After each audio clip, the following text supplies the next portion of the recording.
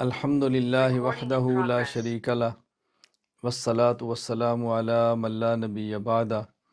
وعلی آلہ واصحابہ الذین اوفوا عہدہ اما بعد۔ گزشتہ کل سبق میں یزید کے فاسق ہونے پر میں نے دلائل پیش کیے تھے، جن میں 4 احادیث اور پھر اجماع امت اور 15 صدیاں جو اسلام کی ہیں، ان میں سے ہر صدی کی مقتدر شخصیات کو پیش کیا۔ آج کے سبق میں کچھ اعتراضات پیش کروں گا ان حضرات کی جانب سے جو یزید کے صالح اور عادل ہونے کے قائل ہیں۔ ان کا موقف یہ ہے کہ یزید فاسق نہیں بلکہ عادل تھا، بہت نیک سیرت آدمی تھا۔ اس پر ان کے دلائل کیا ہیں اور ان کے جوابات کیا ہیں، میں وہ آج کی مجلس میں تفصیل سے آپ کی خدمت میں پیش کروں گا۔ اعتراض نمبر 1،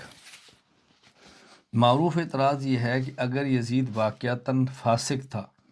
تو حضرت امیر معاویہ رضی اللہ تعالیٰ عنہ نے اپنی زندگی میں اس کو ولی عہد کیوں مقرر کیا؟ کیا کاتب وحی پیغمبر صلی اللہ علیہ وسلم کے برادر نسبتی، صحابی رسول، امیر المومنین، ایک فاسق آدمی کو، بد کردار انسان کو اپنی زندگی میں اپنا ولی عہد اور جانشین مقرر کر سکتے ہیں؟ یہ بہت معروف اعتراض ہے، اچھی طرح ذہن نشین فرما لیں۔ جواب نمبر 1،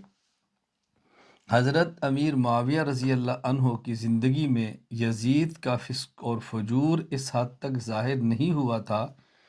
کہ جس طرح اس کے بعد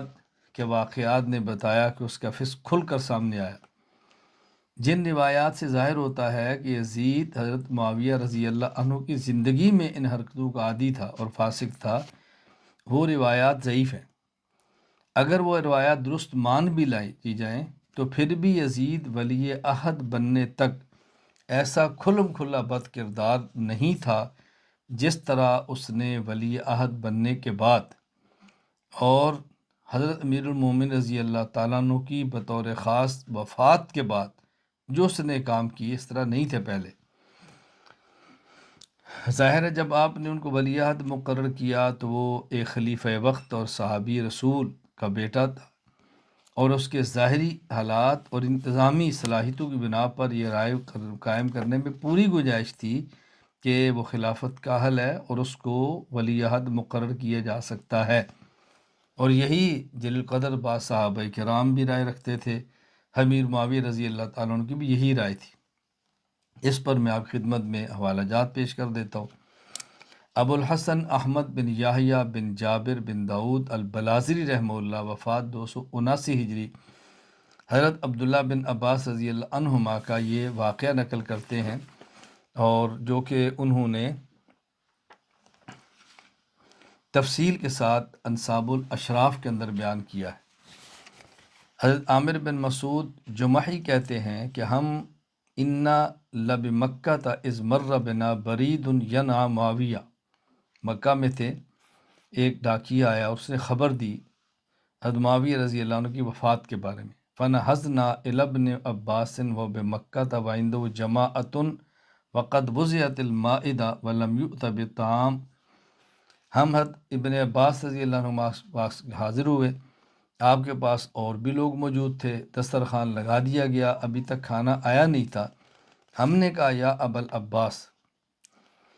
ہم نے کہا جاء البرید بموت معاویہ فوجم طویلا ثم قال، ہم نے ان کی خدمت میں عرض کیا کہ ابھی ڈاکیے نے آ کر حضرت امیر معاویہ رضی اللہ تعالیٰ عنہ کی وفات کے بارے میں خبر دی ہے۔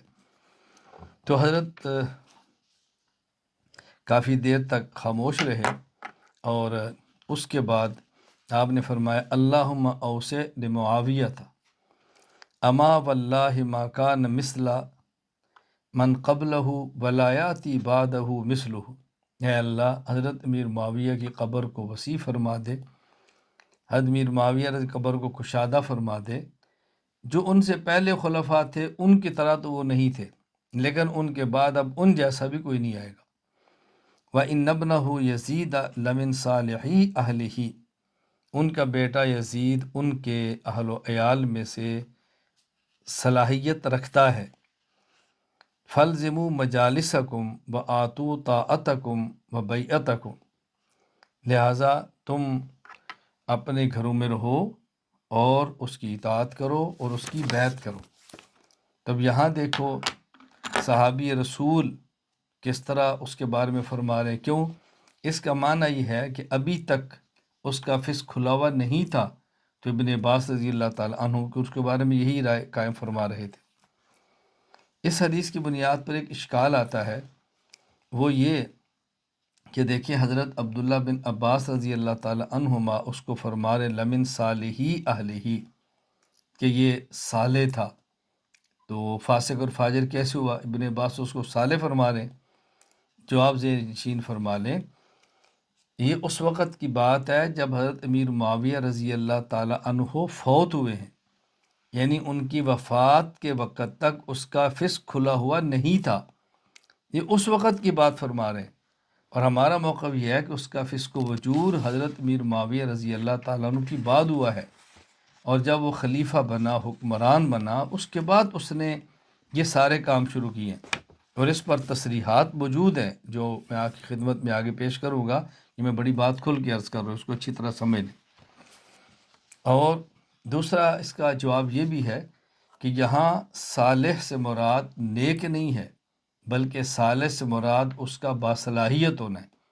کہ حضرت ابن عباس رضی اللہ عنہما کی رائے یہ تھی کہ وہ صلاحیت رکھتا ہے اس بات کا کہ اس کو خلیفہ بنا دیا جائے، لہٰذا تم اس کی اطاعت کرو۔ یہ ذہن نشین فرما لیں، اللہ ہمیں بات سمجھنے کی توفیق عطا فرمائے۔ دوسری بار قاسم العلوم والخیرات حضرت مولانا محمد قاسم ننوتوی رحمہ اللہ تعالی، وفات 1297 ہجری، مکتوبات قاسم العلوم صفحہ 173، فرماتے ہیں جس وقت امیر معاویہ رضی اللہ عنہ نے یزید پلید کو اپنا ولی عہد بنایا تھا تو وہ علانیہ فاسق نہ تھا، اگر اس نے کچھ کیا ہوگا تو در پردہ کیا ہوگا، حضرت معاویہ رضی اللہ عنہ کو اس کی خبر نہیں تھی۔ تیسرا حوالہ رئیس المناظرین حجت اللہ فی الارض حضرت مولانا محمد امین صفدر اکاڑوی رحمہ اللہ، وفات 1421 ہجری، تریاک اکبر میں حضرت کی فرماتے ہیں یزید بن معاویہ کے قباح اور معائب کے متعلق لوگوں کے بہت کچھ اقوال پائے جاتے ہیں، لیکن بین الافراط و تفرید یہ چیز معلوم ہوتی ہے کہ جس دور میں یزید کا انتخاب اور نامزدگی کی گئی، اس دور میں اس کے مفاسد اور قبائح علانیہ طور پر موجود نہ تھے۔ تو جواب نمبر 1 کا خلاصہ کیا ہے کہ جب حضرت میر معاویہ رضی اللہ تعالیٰ عنہ نے اس کو ولی عہد بنایا، ابھی اس کا فسق و فجور کھلا اور علانیہ نہیں تھا۔ یہاں یہ بات ذہن نشین فرما لیں کہ ہمارے اسلاف کی اب یہ عبارات بتاتی ہیں کہ یزید کا فسق حضرت معاویہ کی زندگی میں ان کے سامنے ظاہر نہیں ہوا، بلکہ ان کی وفات کے بعد اس کا فسق کھل کر آیا۔ اس لیے یزید کے عملی فسق کی وجہ سے حضرت امیر معاویہ رضی اللہ تعالیٰ عنہ کو برا بلا نہیں کہہ سکتے، اور حضرت امیر معاویہ رضی اللہ تعالیٰ عنہ کے صحابی رسول ہونے کی بنیاد پر یزید کو صالح نہیں کہہ سکتے۔ دوسرا جواب، یہاں یہ بات نشین فرما لیں کہ خلافت کے لیے بنیادی طور پر 2 چیزیں ہیں، نمبر 1 تقوی، نمبر 2 تدبیر۔ اگر کسی ایک ہی شخص میں تقوی بھی ہو اور تدبیر بھی ہو، انتظامی صلاحیت ہو، وہ خلیفہ بنے گا۔ لیکن اگر 2 شخص ہوں اور خلافت کے دعوے دار ہوں،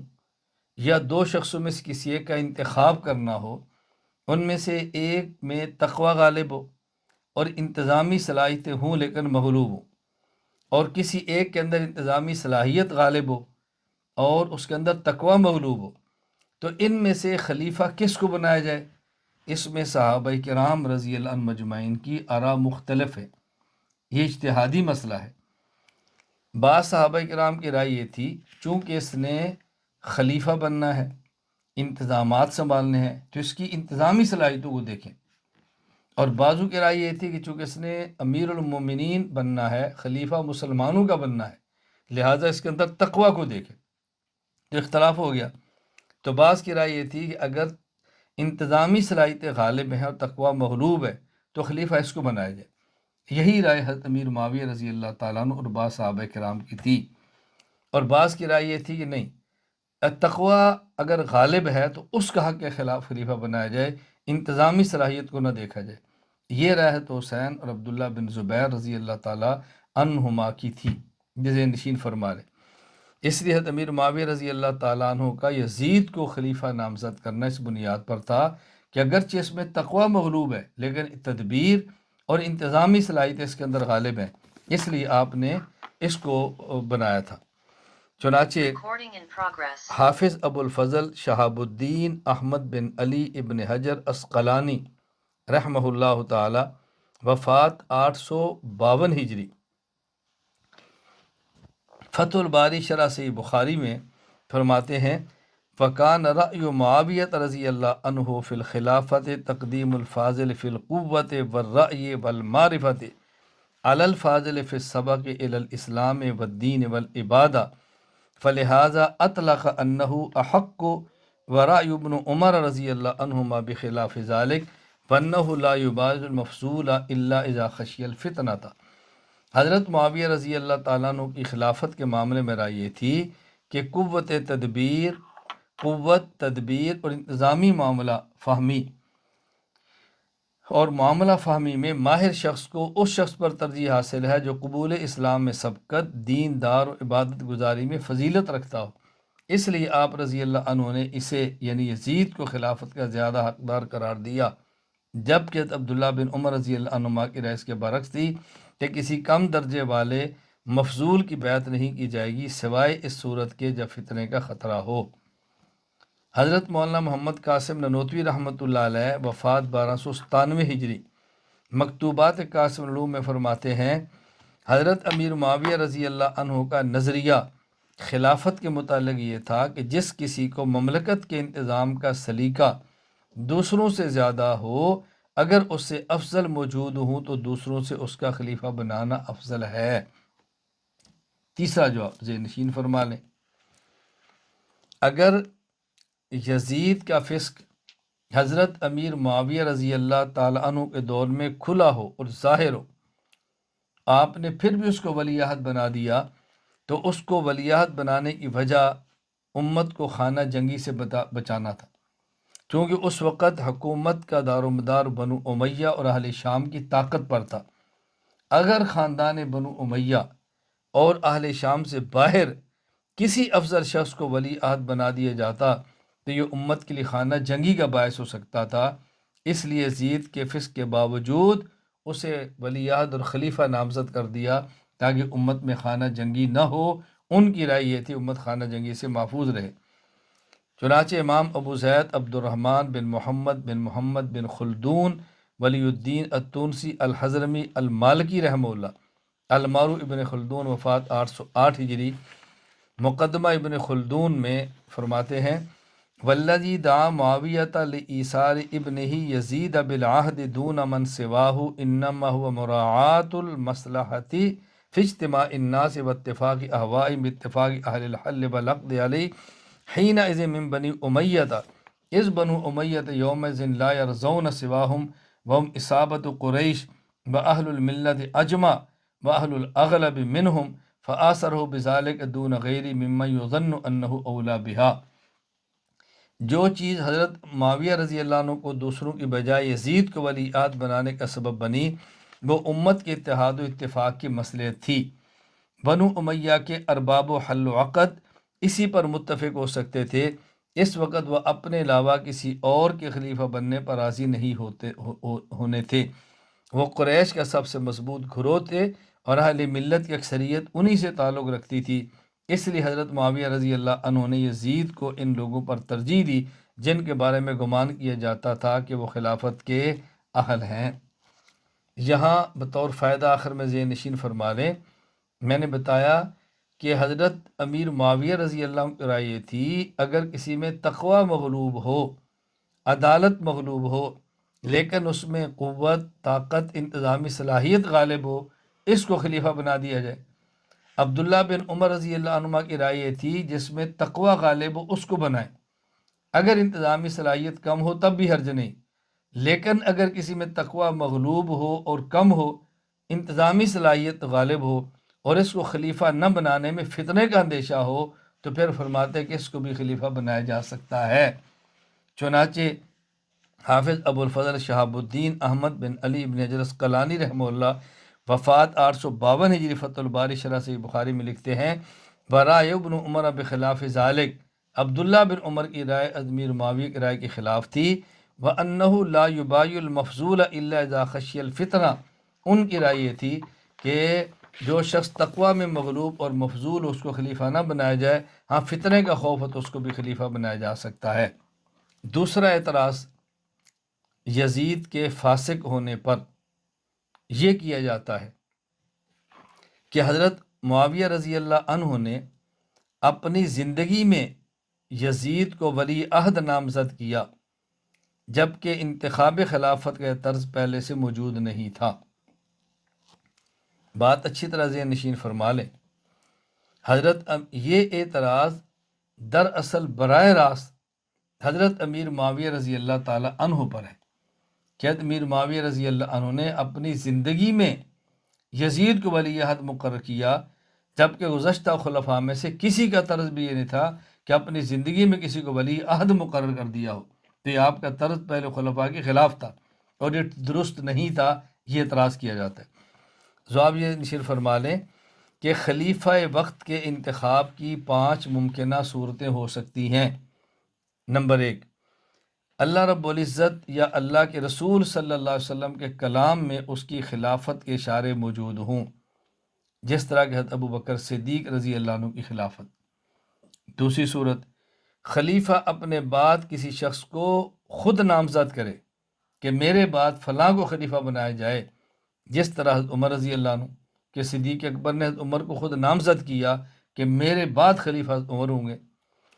تیسری صورت، خلیفہ اس معاملے کو منتخب شورا کے سپرد کر دے جسے وہ منتخب کر لیں، جس طرح حضرت عثمان رضی اللہ عنہ کی خلافت کہ حضرت عمر رضی اللہ عنہ نے 6 آدمی کی شورا بنا دی اور یہ بتایا کہ میرے بعد جس کو یہ خلیفہ نامزد کرے وہ خلیفہ ہوگا۔ چوتھی صورت، عامت المسلمین اتفاقی طور پر کسی ایک کو خلیفہ منتخب کر لیں، جس طرح علی رضی اللہ تعالیٰ خلیفہ بنے۔ پانچویں صورت، خلیفہ اپنے زمانے خلافت میں کسی کے حق میں دستبردار ہو جائے اور اس کے دستبردار ہونے سے دوسرا آدمی خلیفہ بن جائے، یہ اس کے ہاتھ پر خود بیعت کر لے، جس طرح حضرت معاویہ رضی اللہ تعالیٰ عنہ کہ آپ کے حق میں حسن رضی اللہ عنہ دستبردار ہو گئے، بلکہ حضرت حسن رضی اللہ تعالیٰ عنہ خود حضرت معاویہ کے ہاتھ پر بیعت کر لی تو معاویہ خلیفہ بن گئے۔ اب دیکھیں یہ 5 طریقے وہ ہیں کہ جو منصوص نہیں ہیں، بلکہ گزشتہ خلفاء نے اپنی رائے سے کسی ایک طرز کا انتخاب کیا، تو اس سے معلوم ہوا کہ منصوص صورت خلافت کی نہیں بلکہ خلیفہ کی رائے پر ہے۔ تو جس طرح یہ 5 صورتیں تھیں، حضرت امیر معاویہ رضی اللہ تعالیٰ عنہ نے ایک چھٹی صورت کا انتخاب کیا کہ اپنی ہی زندگی میں خلیفہ ولی عہد کو مقرر کر دیا۔ حضرت ابو بکر صدیق رضی اللہ تعالیٰ عنہ نے اپنی زندگی میں خلیفہ مقرر کیا کہ میرے بعد یہ خلیفہ ہوگا، اور حضرت امیر معاویہ اپنی زندگی فرما دیا کہ یہ میرے دور میں میرا نائب ہے اور میرے بعد یہ خلیفہ ہوگا۔ تو ان کی اپنی رائے تھی، اس میں کوئی اشکال کی بات نہیں ہے۔ تیسرا اعتراض یہ کیا جاتا ہے، جب ہم کہتے ہیں یزید فاسق ہے تو یزید کے فاسق ہونے پر اعتراض ہوتا ہے، وہ کیا کہ حدیث مبارک میں مدینہ کیسر پر حملہ کرنے والوں کے لیے مغفرت کی بشارت رسول اکرم صلی اللہ علیہ وسلم نے دی ہے، اور مدینہ کیسر سے مراد قسطنطینیہ ہے۔ تو اس کے اندر یزید امیر بن کے آیا تھا، اس نے اس کے اندر جہاد کیا ہے، تو جس کی مغفرت کا وعدہ اللہ کے نبی فرمائیں وہ فاسق کیسے ہو سکتا ہے؟ پہلے وہ حدیث سے مات فرمائیں۔ امام ابو عبداللہ محمد بن اسماعیل بخاری رحمہ اللہ، وفات 256 ہجری، صحیح بخاری حدیث نمبر 2924، باب ما قیل فی قتال الروم۔ حضرت ام حرام کہتی ہیں کہ انہوں نے رسول اللہ صلی اللہ علیہ وسلم کو یہ فرماتے سنا، اول جیش من امتی یغزون البحر قد اوجبو، میری امت میں پہلا لشکر جو بحری جہاد کرے گا، میری امت کا پہلا لشکر جو دریائی سفر کر کے جہاد کرے گا، اس نے جنت کو اپنے لیے لازم کر لیا۔ تو ام حرام کہتے میں نے کہا یا رسول اللہ انا فیہم، میں بھی ان میں ہوں۔ فرمایا انت فیہم، تو بھی ان میں۔ پھر رسول اللہ صلی اللہ علیہ وسلم فرمایا اول جیش من امت یغزون مدینہ قیصر، میری امت کا پہلا لشکر جو مدینہ قیصر کے خلاف جہاد کرے گا، مدینہ قیصر پر حملہ کرے گا، مغفور لہم، ان کے گناہ بھی معاف کر دیے جائیں گے۔ تو میں نے کہا انا فیہم، میں ان میں ہوں یا رسول اللہ۔ فرمایا لا، تو ان میں نہیں، یعنی تو دوسرے کے اندر جائے گی۔ اب اس حدیث مبارک میں مدینہ قیصر سے مراد، اعتراض کرنے والے کہتے ہیں کہ قسطنطینیہ ہے۔ معلوم ہوا کہ یزید چونکہ اس کے اندر آیا تھا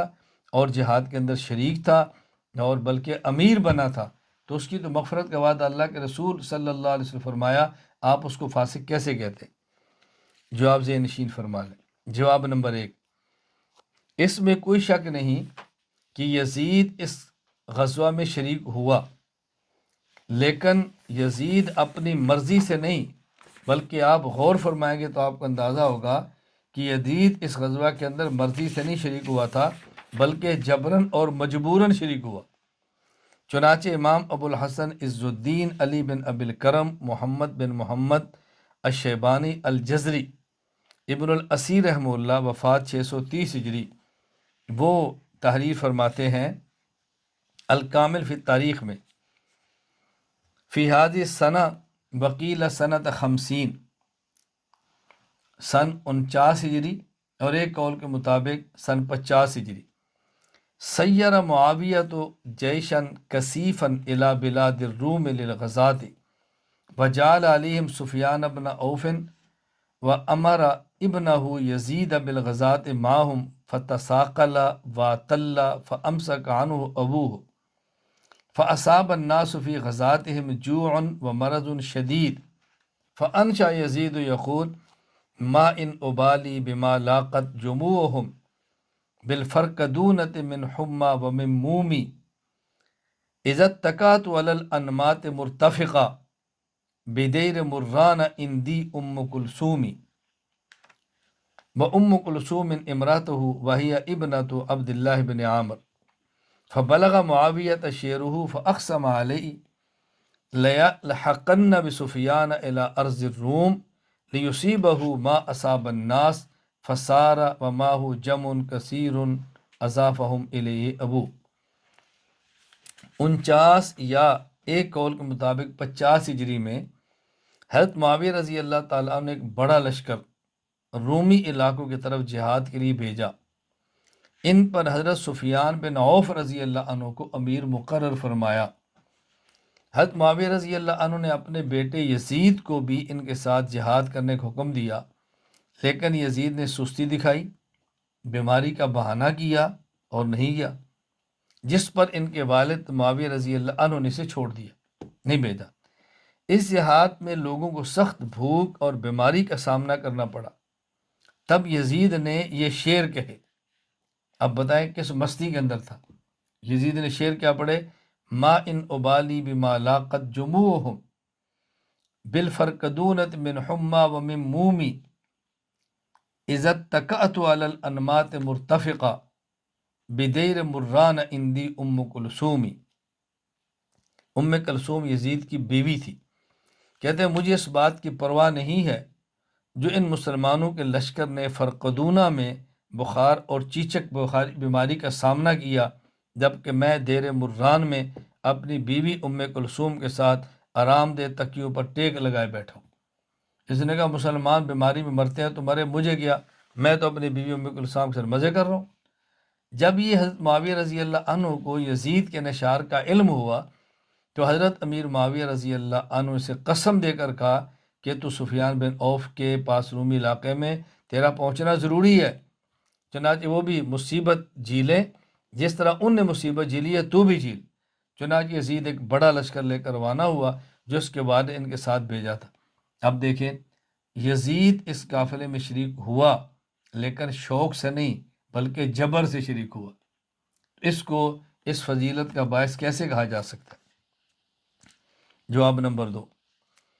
اگر مان لیا جائے یہ شوق سے گیا تھا، رغبت سے گیا تھا، تو پھر بھی اس غزوہ میں شرکت کرنے والوں کے لیے جو وعدہ ہے وہ گزشتہ گناہوں کی معافی کا وعدہ ہے، آئندہ کے گناہوں کی معافی کا وعدہ نہیں ہوتا۔ جس طرح کہا جاتا ہے جس بندے نے نماز سے پہلے وضو کیا تو اس کے گناہ معاف ہو جائیں گے، کوئی نماز پڑھے گا تو گناہ معاف ہو جائیں گے، رمضان کے روزے رکھے گا تو گناہ معاف ہو جائیں گے، صدقہ کرے گا تو گناہ معاف ہو جائیں گے۔ اس کا معنی ہی گزشتہ گناہ معاف ہوں گے، اس کا معنی بعد والے گناہ تو نہیں۔ اور یہ جو یزید کے کرتوت جن کی بنیاد پر ہم فاسق کہتے ہیں، قتل حسین وغیرہ، یہ تو بعد کے گناہ ہیں، ان کی معافی کے اس حدیث کے ساتھ کیا تعلق ہے؟ چنانچہ حضرت شاہ ولی اللہ محدث دہلوی رحمہ اللہ تعالی وفات 1176 ہجری، یہ شرح و تراجم ابواب صحیح البخاری میں فرماتے ہیں، قول مغفور لہم تمسک بعض الناس بهذا الحدیث فی نجات یزید لأنه كان من جملة هذا الجيش الثاني بل كان رأسهم ورئيسهم على ما يشهد به التواريخ۔ از فرماتے ہیں کہ یہ جملہ حدیث پاک مغفور لہم، بعض لوگوں نے اس جملے سے یزید کی نجات پر استدلال کیا ہے اس لیے کہ وہ بھی اس لشکر میں شریک تھا، بلکہ ان کا سردار اور سربراہ تھا، جیسا کہ تاریخی روایات میں موجود ہے۔ شاہ صاحب فرماتے ہیں لیکن یہ بات درست نہیں ہے، بس صحیح انہ لا یثبت بهذا الحدیث الا کونہ مغفور لهم علی ما تقدم من ذنبی علی هذه الغزوہ۔ فرماتے ہیں صحیح بات یہ ہے کہ اس حدیث سے زیادہ یہ ثابت ہوگا کہ جو گزشتہ گناہ اس غزوہ سے پہلے کیے وہ معاف ہو جائیں گے۔ لأن الجہاد من الکفارات، اس لیے کہ جہاد کفارہ سیئات ہے۔ وشان الکفارات ازالت آثار الذنوب السابقۃ علیہا للواقعۃ بعدہا، اور کفارات کا مطلب یہ ہوتا ہے وہ گزشتہ گناہوں کو معاف کرتے ہیں، آئندہ ہونے والے گناہوں کو معاف نہیں کرتے۔ نام لو کان ما ھذا الکلام انہ مغفور لہ الی یوم القیامہ لدل علی نجاتہ، ہاں اگر حدیث میں یہ ہوتا مغفور لہم الی یوم القیامہ کہ قیامت تک جو گناہ کریں گے ان کے سارے معاف ہو جائیں گے، تو پھر اس حدیث کا مصداق ہوتا وَإِذْ لَيْسَ فَلَيْسَ، جب حدیث کے اندر یہ لفظ نہیں ہے تو ہم آئندہ کے گناہوں کی معافی کی بات بھی نہیں کر سکتے۔ بل امرہ مفوض الی اللہ تعالی فی مرتکبہ من القبائح بعد هذه الغزوہ من قتل الحسین وتخریب المدینہ والاصرار علی شرب الخمر ان شاء فعنہ وان شاء ذبح، بلکہ اس کا معاملہ اللہ کے سپرد ہے، اللہ چاہے تو اس بڑے بڑے اس کے گناہ جو تھے اس کو معاف کر دے، اور اللہ تعالیٰ نہ چاہے تو اس کے گناہوں کو معاف نہ کرے۔ تیسرا جواب یہ ذہن نشین فرما لیں، اس حدیث میں مدینہ قیصر کا ذکر ہے۔ مدینہ قیصر سے مراد کیا ہے؟ مدینہ قیصر کے دو معنی محدثین نے بیان کیے۔ ایک معنی مدینہ قیصر سے مراد قسطنطینیہ ہے جس میں یزید شریک ہوا تھا، اور ایک مراد اس سے حمص ہے جو کہ اس وقت ان کا دارالحکومت تھا۔ تو جب مدینہ قیصر سے قسطنطینیہ کا متعین ہونا مراد ہی نہیں ہے تو لازمی طور پر کیسے کہہ سکتے ہیں کہ یزید اس کے اندر شریک تھا اور یہ مغفرت کا وعدہ یزید کے لیے کیسے کہہ سکتے ہیں؟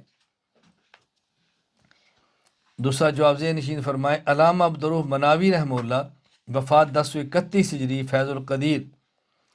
اول جیش من امت یرکبون البحر کے تحت لکھتے ہیں،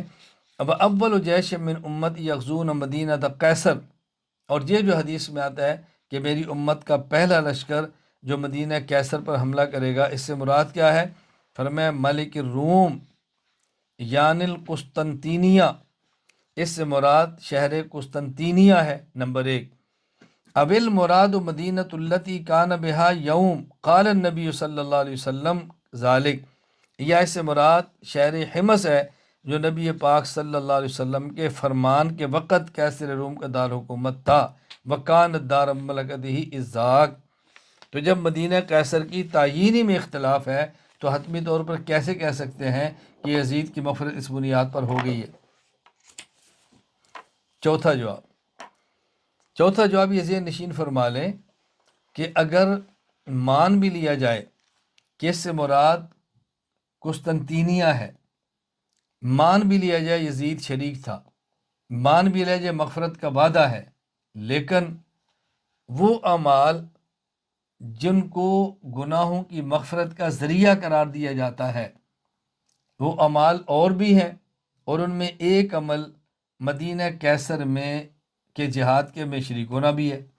لیکن اصول یہ ہے کہ کوئی بھی عمل جو گناہوں کی مغفرت کا ذریعہ بنے، اس کا معنی یہ ہوتا ہے کہ وہاں کوئی مانع موجود نہ ہو،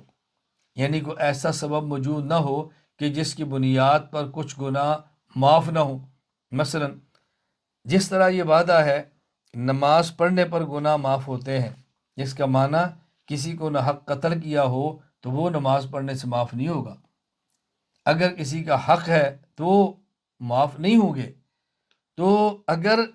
مدینہ قیصر سے مراد قسطنطینیہ ہو، اس میں یزید شریک ہوا ہو، اس کی مغفرت کا وعدہ ہو، لیکن یہ شرط ہے کوئی ایسا گناہ نہ کیا ہو جس کا تعلق حقوق العباد کے ساتھ ہو، تو قتل نفس جیسا جرم معاف نہیں ہوتا، تو قتل حسین جیسا اور قتل صحابہ کا جو جرم ہے وہ صرف اس کی شرکت سے معاف کیسے ہوگا؟ خلاصہ یہ ہے کہ یہ بھی اسباب مغفرت میں سے ایک سبب ہے، لیکن شرط ہے کہ وہاں پر کوئی اور معنی موجود نہ ہو۔ اعتراض نمبر 4، یزید کے فاسق اور فاجر ہونے کے موقع پر ایک اعتراض یہ کیا جاتا ہے، اگر یزید فاسق اور فاجر تھا، اگر یہ شرابی تھا، اگر یہ بد کردار تھا، تو صحابہ کرام رضی اللہ عنہم نے اس کی بیعت کیوں کی تھی؟ اور جب پتہ چل گیا یہ فاسق ہے تو اس کی بیعت ختم کیوں نہیں کی؟ کئی صحابہ ثابت ہے کہ آپ نے بیعت کی اور آخری عمر تک بیعت کو باقی رکھا۔ ذہن نشین فرما لیں بات۔ جواب، ابتداء میں یزید کا فاسق ہونا ہر کسی پر واضح نہیں تھا، ابتداء میں، بعد میں اس کا فاسق ہونا ہر کسی پر واضح ہو گیا۔ جن صحابہ کرام رضی اللہ عنہ پر اس کا فسق پہلے سے واضح تھا انہوں نے اس کی بیعت کی ہی نہیں ہے، جس طرح عبداللہ بن زبیر رضی اللہ تعالی عنہ، اور جن پر اس کا فسق واضح نہیں تھا، جب اس کا فسق واضح ہو گیا تو انہوں نے اس کی بیعت کو توڑ دیا، جس طرح کہ اہل مدینہ ہے، اور بعضوں نے اس کا فسق واضح ہونے کے باوجود بیعت کو توڑا نہیں، بیعت کو باقی رکھا۔ اس کی وجہ اس کا صالح ہونا نہیں تھا، بلکہ فتنے کے خوف سے انہوں نے بیعت کو نہیں توڑا کہ مزید فتنہ نہ ہو، بلکہ فسق کے باوجود اس کو برداشت کیا ہے۔ چنانچہ مشہور مؤرخ فقیہ امام ابو زید عبد الرحمن بن محمد بن خلدون رحمہ اللہ، وفات 808 ہجری، تاریخ ابن خلدون میں لکھتے ہیں، فلما حدث فی یزید ما حدث من الفسق، جب یزید کا فسق ظاہر ہوا تو صحابہ کرام میں اختلاف ہوا، اختلاف الصحابۃ یومئذ فی شانہ، فمنہم من رأى الخروج علیہ ونقض بیعتہ من اجل ذلک کما فعل حسین و عبداللہ بن زبیر رضی اللہ عنہما۔ جب اس کا فسق ظاہر ہوا تو بعض کی رائے یہ تھی کہ اس کے خلاف خروج کیا جائے اور اس کی بیعت کو توڑ دیا جائے، جس طرح حضرت حسین عبداللہ بن زبیر اور جو ان کے تابعین تھے۔ فَمِنْهُمْ مَنْ أَبَاهُ لِمَا فِيهِ مِنْ إِثَارَةِ الْفِتْنَةِ وَكَثْرَةِ الْقَتْلِ مَعَ الْعَجْزِ عَنِ الْوَفَاءِ بِهِ، اور بعضوں نے کہا نہیں، اس کے بیعت کو باقی رکھا جائے تاکہ امت کے اندر فتنہ اور قتل و غارت نہ ہو۔ لِأَنَّ شَوْكَتَ يَزِيدَ يَوْمَئِذٍ إِصَابَةُ بنی امیہ، اس لیے کہ اس دن بنو امیہ کی اور یزید کی حکومت کی طاقت بہت زیادہ تھی، تو ہم اس کو ختم تو کر نہیں سکتے حکومت کو، تو ایسا نہ ہو کہ فتنے پیدا ہو جائے۔ اب گویا یزید کا فسق واضح ہونے کے بعد صحابہ کرام رضی اللہ عنہم مجمعین کی 3 قسم کے ہو گئے۔ نمبر 1، جنہوں نے اس کا فسق معلوم تھا اور ابتدائی سے بیعت نہیں کی، ان میں عبداللہ بن زبیر رضی اللہ عنہما اور آپ کے صحاب شامل ہیں۔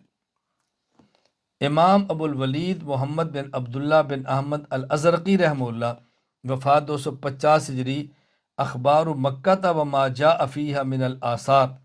باب ما جاء فی بناء ابن الزبیر الکعبہ، اس کے اندر فرماتے ہیں لما ابتا عبداللہ بن الزبیر ان بیعت یزید بن معاویہ وتخلف وخشی منہم لاحق بمکہ لیمتنع بالحرم وجمع موالیہ فجعل یظہر عیب یزید بن معاویہ ویشتمہ ویذکر شربت الخمر وغیر ذالک۔ جب حضرت عبداللہ بن زبیر رضی اللہ عنہ نے یزید کی بیعت میں تاخیر کی اور بیعت کرنے سے پیچھے رہے اور آپ کو یزیدی فوج کا خوف محسوس ہوا تو آپ مکہ مکرمہ تشریف لے گئے تاکہ حرم میں جا کر پناہ لیں۔ وہاں آپ نے اپنے دوستوں کو جمع کیا اور ان کے سامنے یزید کے عیوب کو بیان کیا، یزید کی برائیاں بیان کی اور اس کے شرابی ہونے کا تذکرہ بھی کیا۔ دوسری قسم جنہوں نے بیعت کی لیکن فسق دیکھ کر انہوں نے یزید کی بیعت کو توڑ دیا، ان میں معقل بن یسار رضی اللہ عنہ اور اہل مدینہ شامل ہیں۔ چنانچہ مشہور محدث مؤرخ علامہ ابو القاسم علی بن حسین المعروف بن عساکر دمشقی رحمہ اللہ، وفات 571 ہجری، تاریخ دمشق میں لکھتے ہیں نرجو الی المدینۃ فنخلع الفاسق شارب الخمر ونبایع رجلا من المہاجرین او ابناء المہاجرین۔ فرماتے ہیں ہم نے طے کیا کہ اب مدینہ جاتے ہیں اور فاسق شراب پینے والے یزید کی بیعت کو ختم کر دیں گے اور مہاجرین یا مہاجرین اولاد میں سے مدینہ میں جا کر کسی کی ہاتھ پر بیعت کر لیں گے۔ علامہ جلال الدین عبد الرحمن بن ابو بکر السیوطی رحمہ اللہ، وفات 911 ہجری، تاریخ الخلفاء میں لکھتے ہیں وکان سبب خلع اہل المدینہ لہو ان یزید اسرف فی المعاصی، اہل مدینہ نے یزید کی خلافت کو ختم کر چھوڑ دیا تھا، بیعت ختم کر دی تھی، اس کی وجہ یزید کا گناہوں میں حد سے زیادہ تجاوز کرنا تھا۔ تیسری قسم جنہوں نے بیعت تو کی لیکن فسق کے باوجود خوف فتنہ کی وجہ سے بیعت کو جاری رکھا، عبداللہ بن عباس، عبداللہ بن عمر رضی اللہ عنہما اور دیگر بعض صحابہ کرام اس میں شامل ہیں۔ دیکھیں حضرت عبداللہ بن عباس رضی اللہ تعالی عنہما نے جب حضرت عبداللہ بن زبیر رضی اللہ عنہما کی بیعت نہ کی بلکہ یزید کی بیعت کی تو یزید نے انہیں شکریہ کا خط لکھا۔ عبداللہ بن زبیر رضی اللہ تعالی عنہما نے یزید کو جو جواب لکھا اس سے صاف ظاہر ہوتا ہے کہ آپ نے یزید کی بیعت رغبت اور محبت میں نہیں کی۔ مشہور مؤرخ ابو الحسن عز الدین علی بن محمد الشیبانی الجزری رحمہ اللہ، وفات 630 ہجری، الکامل فی التاریخ میں لکھتے ہیں فَكَتَبَ علی ابن عباس اما بعد فقد جاءنی کتابک فاما ترکی بیعت ابن الزبیر فواللہ ما ارجو بذالک برک ولا حمدک ولکن اللہ بالذی انوی علیم۔ فرمایا کہ تمہارا خط مجھے موصول ہوا، میں نے جو عبداللہ بن زبیر رضی اللہ عنہ کی بیعت نہیں کی تو واللہ اس سلسلہ میں تم سے حسن سلوک اور تمہاری تعریف کا خواہش مند نہیں، بلکہ جس نیت سے میں نے ایسا کیا ہے وہ اللہ خوب جانتا ہے۔ حافظ ابو الفضل شہاب الدین احمد بن علی ابن حجر اسقلانی رحمہ اللہ، وفات 852 ہجری، فتح الباری شرح صحیح بخاری میں لکھتے ہیں ورای ابن عمر بخلاف ذالک وانہ لا یبایع المفضول الا اذا خشی الفتنہ۔ عبداللہ بن عمر رضی اللہ عنہ کی رائے یہ تھی کہ فاسق کی بیعت نہیں کرنی چاہیے، ہاں اگر فتنے کا خوف ہو تو بیعت کر سکتے ہیں۔ شمس الائمہ ابو بکر محمد بن ابی سال السرخسی رحمہ اللہ، وفات 483 ہجری، شرح سیر الکبیر میں لکھتے ہیں وقد روی انہ لما ولی یزید بن معاویہ قال ابن عمر، جب یزید کو ولی عہد بنا دیا گیا، حاکم بنا دیا گیا، عبداللہ بن عمر نے فرمایا این یکن خیرن شکرنا وین یکن بلاء صبرنا، اگر یہ اچھی بات ہے ہم اللہ کا شکر کریں گے، اگر ہمارے لیے اس میں بلا تکلیف ہے ہم صبر کریں گے۔ پھر انہیں قرآن کریم کی آیت پڑھی فَإِنَّمَا عَلَيْهِ مَا حُمِّلَ وَعَلَيْكُمْ مَا حُمِّلْتُمْ، انسان کے ذمہ وہی کچھ ہے جو کچھ اس پر بوجھ ڈالا گیا، تمہارے ذمہ وہی ہے جو تم پر بوجھ ڈالا گیا۔ شمس الائمہ علامہ سرخسی رحمہ اللہ مزید لکھتے ہیں وَأَنْ جَمَاعَةٍ مِّنَ الصَّحَابَةِ رضوان اللہ علیہم قالوا اذا عدل السلطان فعلى الرعیة الشکر ولی سلطان الاجر وَإِذَا جَارَ فَعَلِيَّتِ الصَّبْرِ بَعَلَ السُّلطان الْوِزْرِ۔ اگر بادشاہ عدل کرے تو رعیت کے ذمہ شکر کرنا، اور اگر بادشاہ ظلم کرے،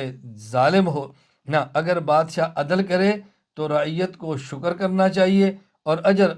بادشاہ کو ملے گا عدل کا، اور اگر بادشاہ ظلم کرتا ہے تو رعیت صبر کرے اور بادشاہ کو اس ظلم کرنے کا گناہ ملے گا۔ اعتراض نمبر 5، پانچواں اعتراض اس بات پر کہ یزید کو ہم جو فاسق اور فاجر کہتے ہیں، اس موقع پر اعتراض کیا جاتا ہے۔ وہ اعتراض کیا ہے؟ یزید فاسق اور فاجر اگر تھا تو عبداللہ بن عمر رضی اللہ تعالی عنہما نے اس کی بیعت توڑنے کو ناپسند کیوں کیا؟ تو عبداللہ بن عمر کا اس کی بیعت کو نہ توڑنا اس بات کی دلیل ہے کہ یزید فاسق اور فاجر نہیں تھا۔ جواب ذہن نشین فرما لیں۔ پہلے یہ عبارت دیکھیں، امام ابو عبداللہ محمد بن اسماعیل بخاری رحمہ اللہ وفات 256 ہجری، صحیح بخاری حدیث نمبر 7111،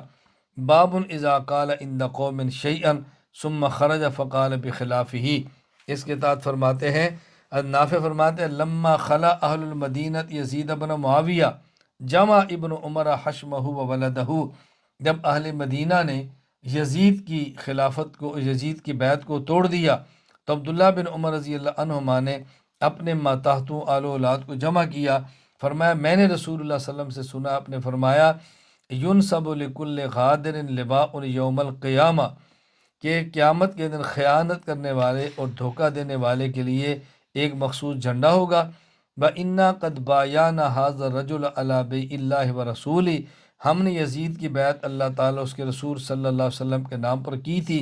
وَإِنِّي لا عالم غدرا اعظم من ان اجبائی رجل علی بیع اللہ ورسولہ ثم ينصب له القتال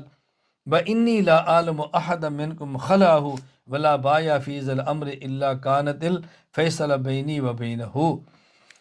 اللہ اکبر۔ اور فرمایا ہم نے یزید کی بیعت اللہ تعالیٰ اس کے رسول صلی اللہ علیہ وسلم کے نام پر کی ہے۔ میرے علم کے مطابق سب سے بڑا دھوکہ یہ ہے کہ کسی کے ہاتھ پر اللہ کے رسول کے نام پر بیعت کی جائے اور پھر اس سے لڑائی کی جائے۔ تم میں سے جو بھی یزید کی بیعت توڑ کر کسی اور سے بیعت کرے گا تو میرا اس سے کوئی تعلق نہیں ہوگا، ایسے آدمی سے میں الگ تھلگ ہوں۔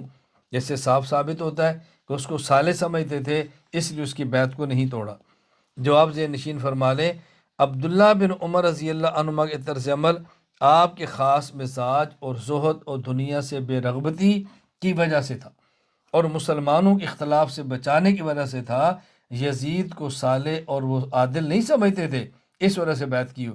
یہی وجہ ہے جب حضرت معاویہ رضی اللہ تعالی عنہ نے یزید کی بیعت لینے کا اعلان فرمایا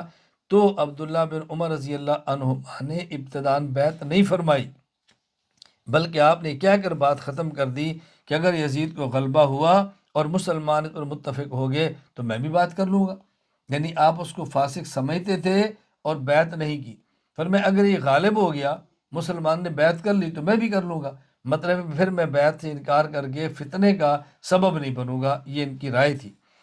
مشہور مورخ ابو عمر خلیفہ بن خیاط رحمہ اللہ وفات 240 ہجری، تاریخ خلیفہ بن خیاط میں لکھتے ہیں، ان زکوان مولا عائشہ رضی اللہ تعالی عنہا لما اجمع معاویۃ ان یبایع لابن یزید حجہ فقدم مکہ فی نحو من 1000 رجل فلما دنا من المدینہ خرج ابن عمر وابن الزبیر وعبد الرحمن بن ابی بکر فلما قدم معاویۃ المدینہ صعد المنبر فحمد اللہ واثنى علیہ ثم ذکر ابن یزید فقال من احق بهذا الامر منکم۔ حضرت زکوان فرماتے ہیں حضرت معاویہ رضی اللہ عنہ نے اپنے بیٹے یزید کی بیعت لینے کا ارادہ کیا تو آپ نے 1000 افراد کے ہمراہ مکہ مکرمہ حج کا سفر کیا۔ جب آپ رضی اللہ عنہ مدینہ منورہ کے قریب ہوئے تو عبداللہ بن عمر، عبداللہ بن زبیر، عبد الرحمن بن ابی بکر رضی اللہ عنہ وہاں سے تشریف لے گئے۔ جب حضرت معاویہ رضی اللہ عنہ مدینہ منورہ پہنچے تو آپ ممبر پر چڑھے، اللہ کے حمد و ثنا کی، پھر آپ نے اپنے بیٹے یزید کا ذکر کیا اور فرمایا اس سے زیادہ خلافت کا حقدار کون ہوگا۔ پھر آپ رضی اللہ عنہ مدینہ سے مکہ مکرمہ تشریف لے گئے، طواف کیا۔ ثم ارتحل فقدم مکہ فقضى طواف ودخل منزله فبعث إلى ابن عمر فتشهد وقال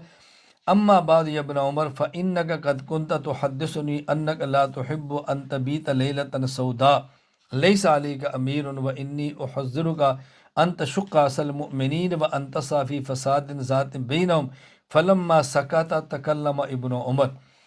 حضرت معاویہ رضی اللہ تعالی عنہ پھر طواف کے بعد عبداللہ بن عمر رضی اللہ عنہ کے پاس گئے اور اپنا قاصر بھیجا، عبداللہ بن پاس تشریف لائے تو حضرت معاویہ رضی اللہ عنہ نے فرمایا اے عبداللہ، آپ نے ہی مجھے یہ بات بیان کی کہ آپ اس بات کو پسند نہیں کرتے کہ ایک رات بھی بغیر امیر کے گزرے۔ اس وقت میں آپ کو مسلمانوں کے درمیان تفریق ڈالنے اور اختلاف ڈالنے سے بچنے کا کہہ رہا ہوں۔ حضرت معاویہ رضی اللہ عنہ خاموش ہو گئے تو حضرت عبداللہ بن عمر رضی اللہ عنہما نے اللہ کے حمد و ثنا کے بعد فرمایا، کیا فرمایا؟ فرمایا فَإِنَّهُ قَدْ كَانَتْ قَبْلَكَ خُلَفَاءُ لَهُمْ أَبْنَاءٌ لَيْسَ ابْنُكَ بِخَيْرٍ مِنْ أَبْنَائِهِمْ فَلَمْ يَرَوْا فِي أَبْنَائِهِمْ مَا رَأَيْتَ أَنْتَ فِي ابْنِكَ وَلَكِنَّهُمْ اخْتَارُوا لِلْمُسْلِمِينَ حَيْثُ عَلِمُوا الْخِيَارَ وَإِنَّكَ تُحَذِّرُنِي أَنْ أَشُقَّ عَلَى الْمُسْلِمِينَ وَأَنْ أَسْعَىٰ فِي فَسَادٍ ذَاتٍ بَيْنِهِمْ وَلَمْ أَكُنْ لِأَفْعَلَ إِنَّمَا أَنَا رَجُلٌ مِنَ الْمُسْلِمِينَ فَاجْتَمَعُوا عَلَىٰ أَمْرٍ فَإِنَّمَا أَنَا رَجُلٌ مِّنْهُمْ فَقَالَ يَرْحَمُكَ اللَّهُ فَخَرَجَ ابن عمر۔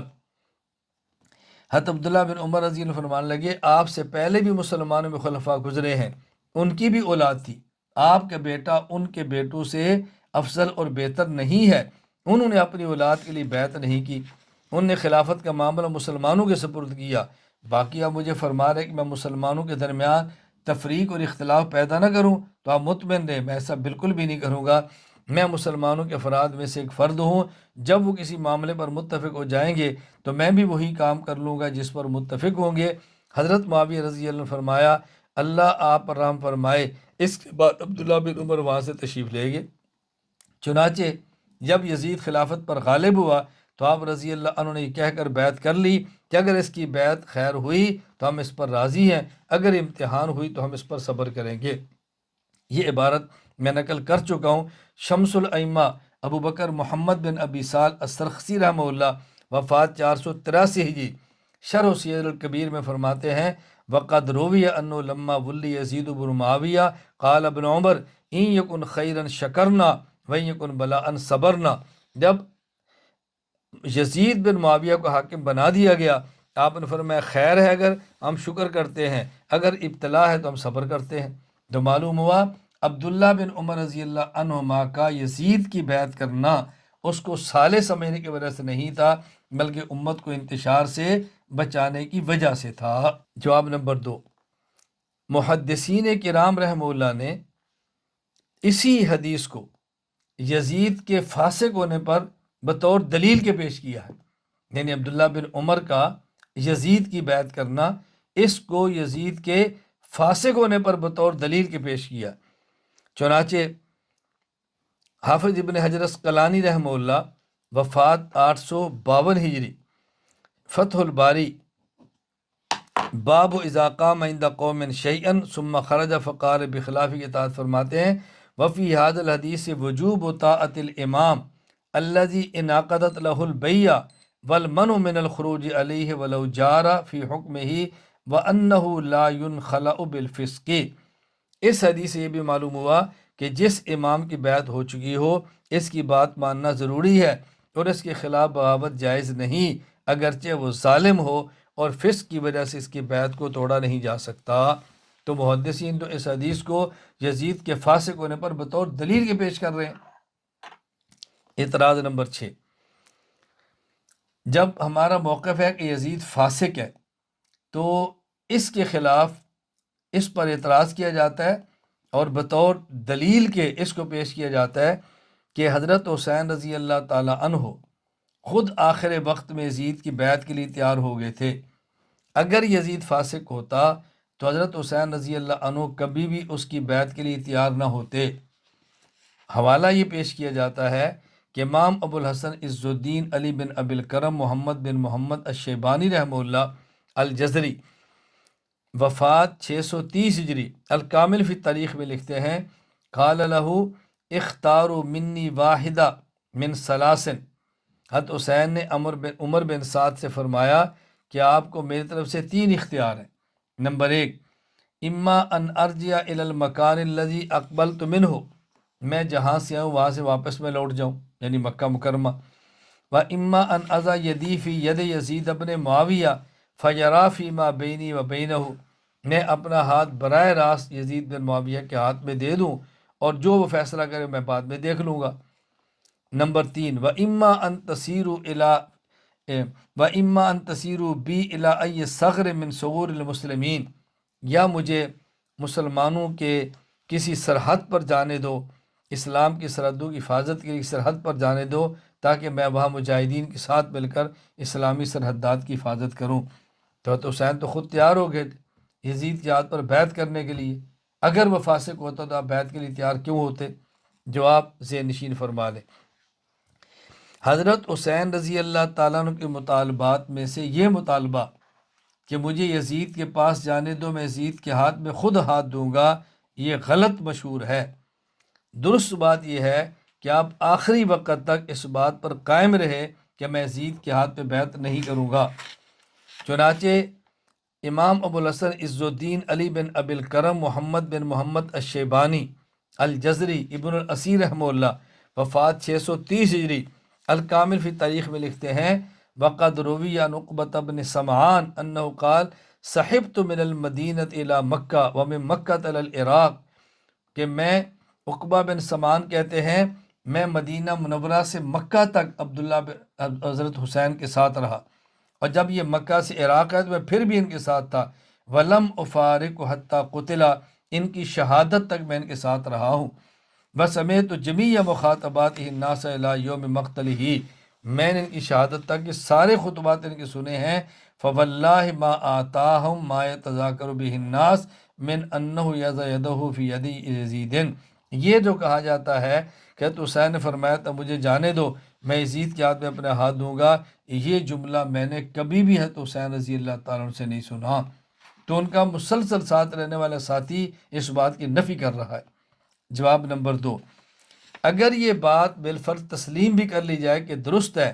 حضرت حسین نے فرمایا تھا مجھے یزید کے پاس جانے دو، میں اس کے ہاتھ میں ہاتھ دوں گا، تو اس کا معنی ہرگز یہ نہیں ہے کہ اس کو فاسق اور فاجر مانتا ہوا اور اس کی رائے سے اختلاف کرنے کے باوجود اس کی بیعت کروں گا۔ اس کا مطلب یہ ہے کہ مجھے اس کے پاس جانے دو، میں اس سے بات کروں گا، اگر اس نے میری بات کو تسلیم کر لیا تو میں اس کے ہاتھ پر بیعت کر لوں گا، پھر میرا اور معاملہ ہے،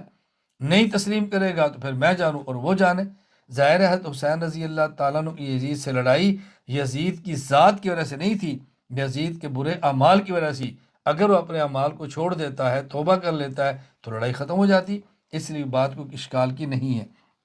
اعتراض نمبر 7، ایک اعتراض یہ کیا جاتا ہے کہ حضرت حسین رضی اللہ عنہ کی شہادت میں یزید ملوث نہیں تھا، واقعہ کربلا کا ذمہ دار یزید نہیں ہے، آپ بلا وجہ یزید کو اس کے اندر ملوث کرتے ہیں، اور اس پر بطور حوالے کے یہ پیش کیا جاتا ہے کہ امام ابو الحسن عز الدین علی بن ابی الکرم محمد بن محمد الشیبانی الجزری ابن الاثیر رحمہ اللہ، وفات 630 ہجری، الکامل فی تاریخ میں لکھتے ہیں،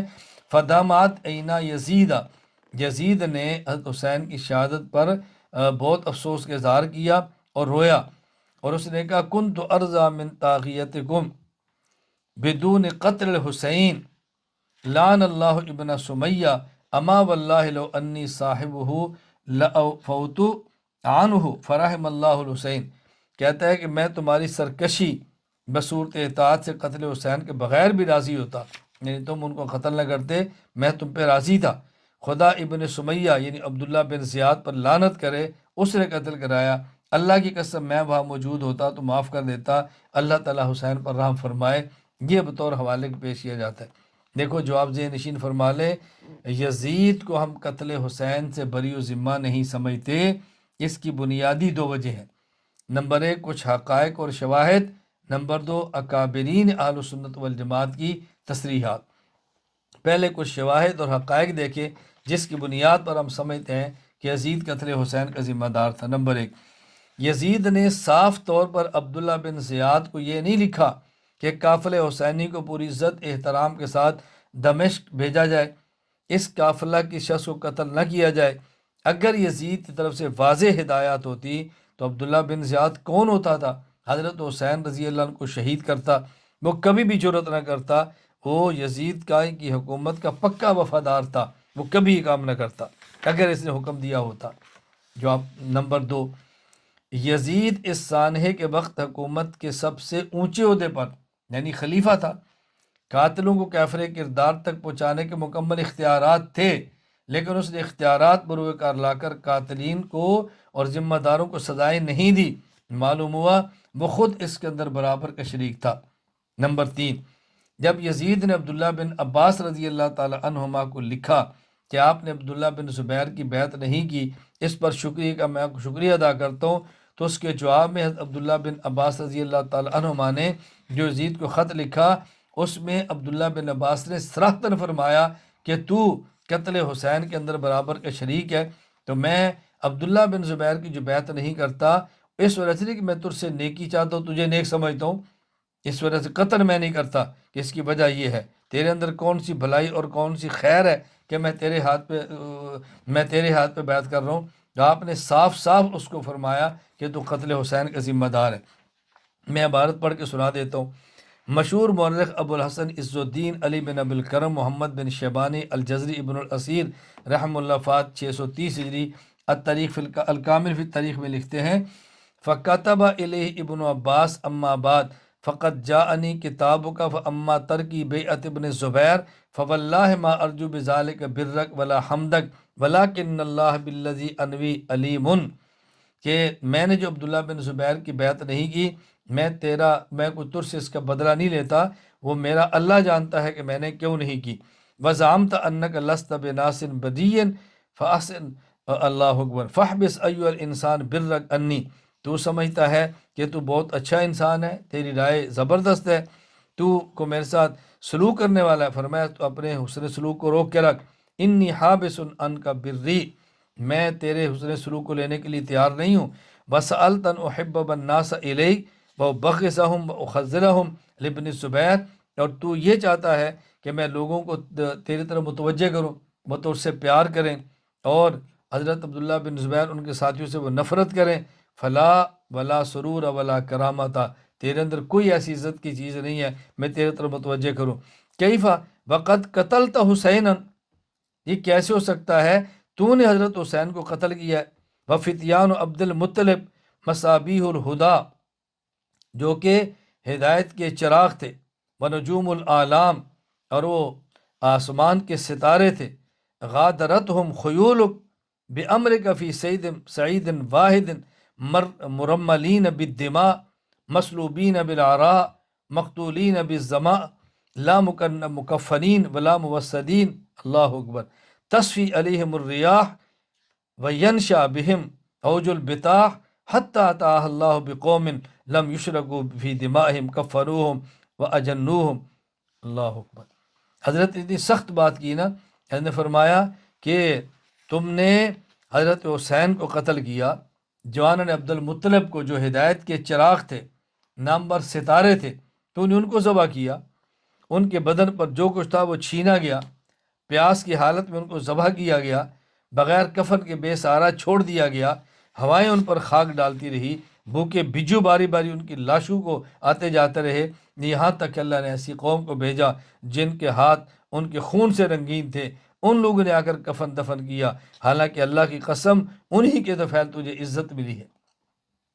انہی کی تو فعل تجھے عزت ملی ہے، تو جس مقام پر بیٹھا ہوا ہے۔ تو آپ دیکھو کس قدر آپ نے سخت باتیں فرمائی ہے، اور صاف لفظوں میں فرمایا کہ تو نے حضرت حسین کو قتل کیا۔ تو عبداللہ بن عباس رضی اللہ تعالیٰ عنہ تصریح فرما رہے ہیں کہ حضرت حسین رضی اللہ کے قتل میں یزید شریک تھا۔ اور چوتھا قرینہ اور حقیقت، یزید نے جب عبداللہ بن زیاد کو کوفہ کا نیا حاکم مقرر کیا تو اسے خط لکھا کہ کوفہ پہنچتے ہی مسلم بن عقیل کو پکڑ کر قتل کر دو یا کوفہ سے نکال دو۔ بھئی یہ مسلم بن عقیل تو حضرت حسین رضی اللہ تعالیٰ عنہ کے سفیر تھے، کسی حکومت کے سفیر کو قتل کرنا یہ تو حکومت پر حملے کے مترادف ہوتا ہے۔ حافظ اماد الدین ابو الفدا اسماعیل بن خطیب عمر بن کثیر دمشقی رحمہ اللہ وفات 774 ہجری، البدایہ والنہایہ میں لکھتے ہیں کتب یزید الی ابن زیاد اذا قدمت الکوفہ فاطلب مسلم ابن عقیل فإن قدرت علیہ فاقتلہ او انفہ، کہ مسلم بن عقیل کو جب تو پکڑے نا، یا اس کو قتل کر دے یا اس کو یہاں سے نکال دے۔ پانچویں حقیقت اور کرینہ کیا ہے؟ یزید کو جب علم ہوا حضرت حسین رضی اللہ عنہ کوفہ آ رہے ہیں، اس نے حاکم کوفہ عبید اللہ بن زیاد کو خط لکھا، اب تمہارا امتحان ہے کہ تم ان حالات سے کیسے نمٹتے ہو، ذرا وہ خط پڑھیں۔ حافظ عماد الدین ابو الفدا اسماعیل بن خطیب عمر بن کثیر دمشقی رحمہ اللہ وفات 774 البدایہ والنہایہ میں لکھتے ہیں کتب یزید الی ابن زیاد انہ قد بلغنی ان حسین قد سار الی الکوفہ وقد ابتلی بہ زمانک من بین الازامن وبلدک من بین البلدان، مجھے اطلاع ملی ہے کہ حسین کوفہ آ رہے ہیں، اب تیرا زمانہ آزمایا جائے گا اور تیرے شہر کو آزمایا جائے گا، وابتلیت انت بہ من بین العمال، اور حاکموں میں تو واحد حاکم ہے جس کا امتحان ہوگا، وعندہا توتک او تعود عبدن کما ترق العبید و تعبد۔ اللہ کہتے ہیں اب اب وقت دیکھا جائے گا، یا تو ترقی پائے گا اور یا غلاموں کی طرح پست اور ذلیل ہو جائے گا۔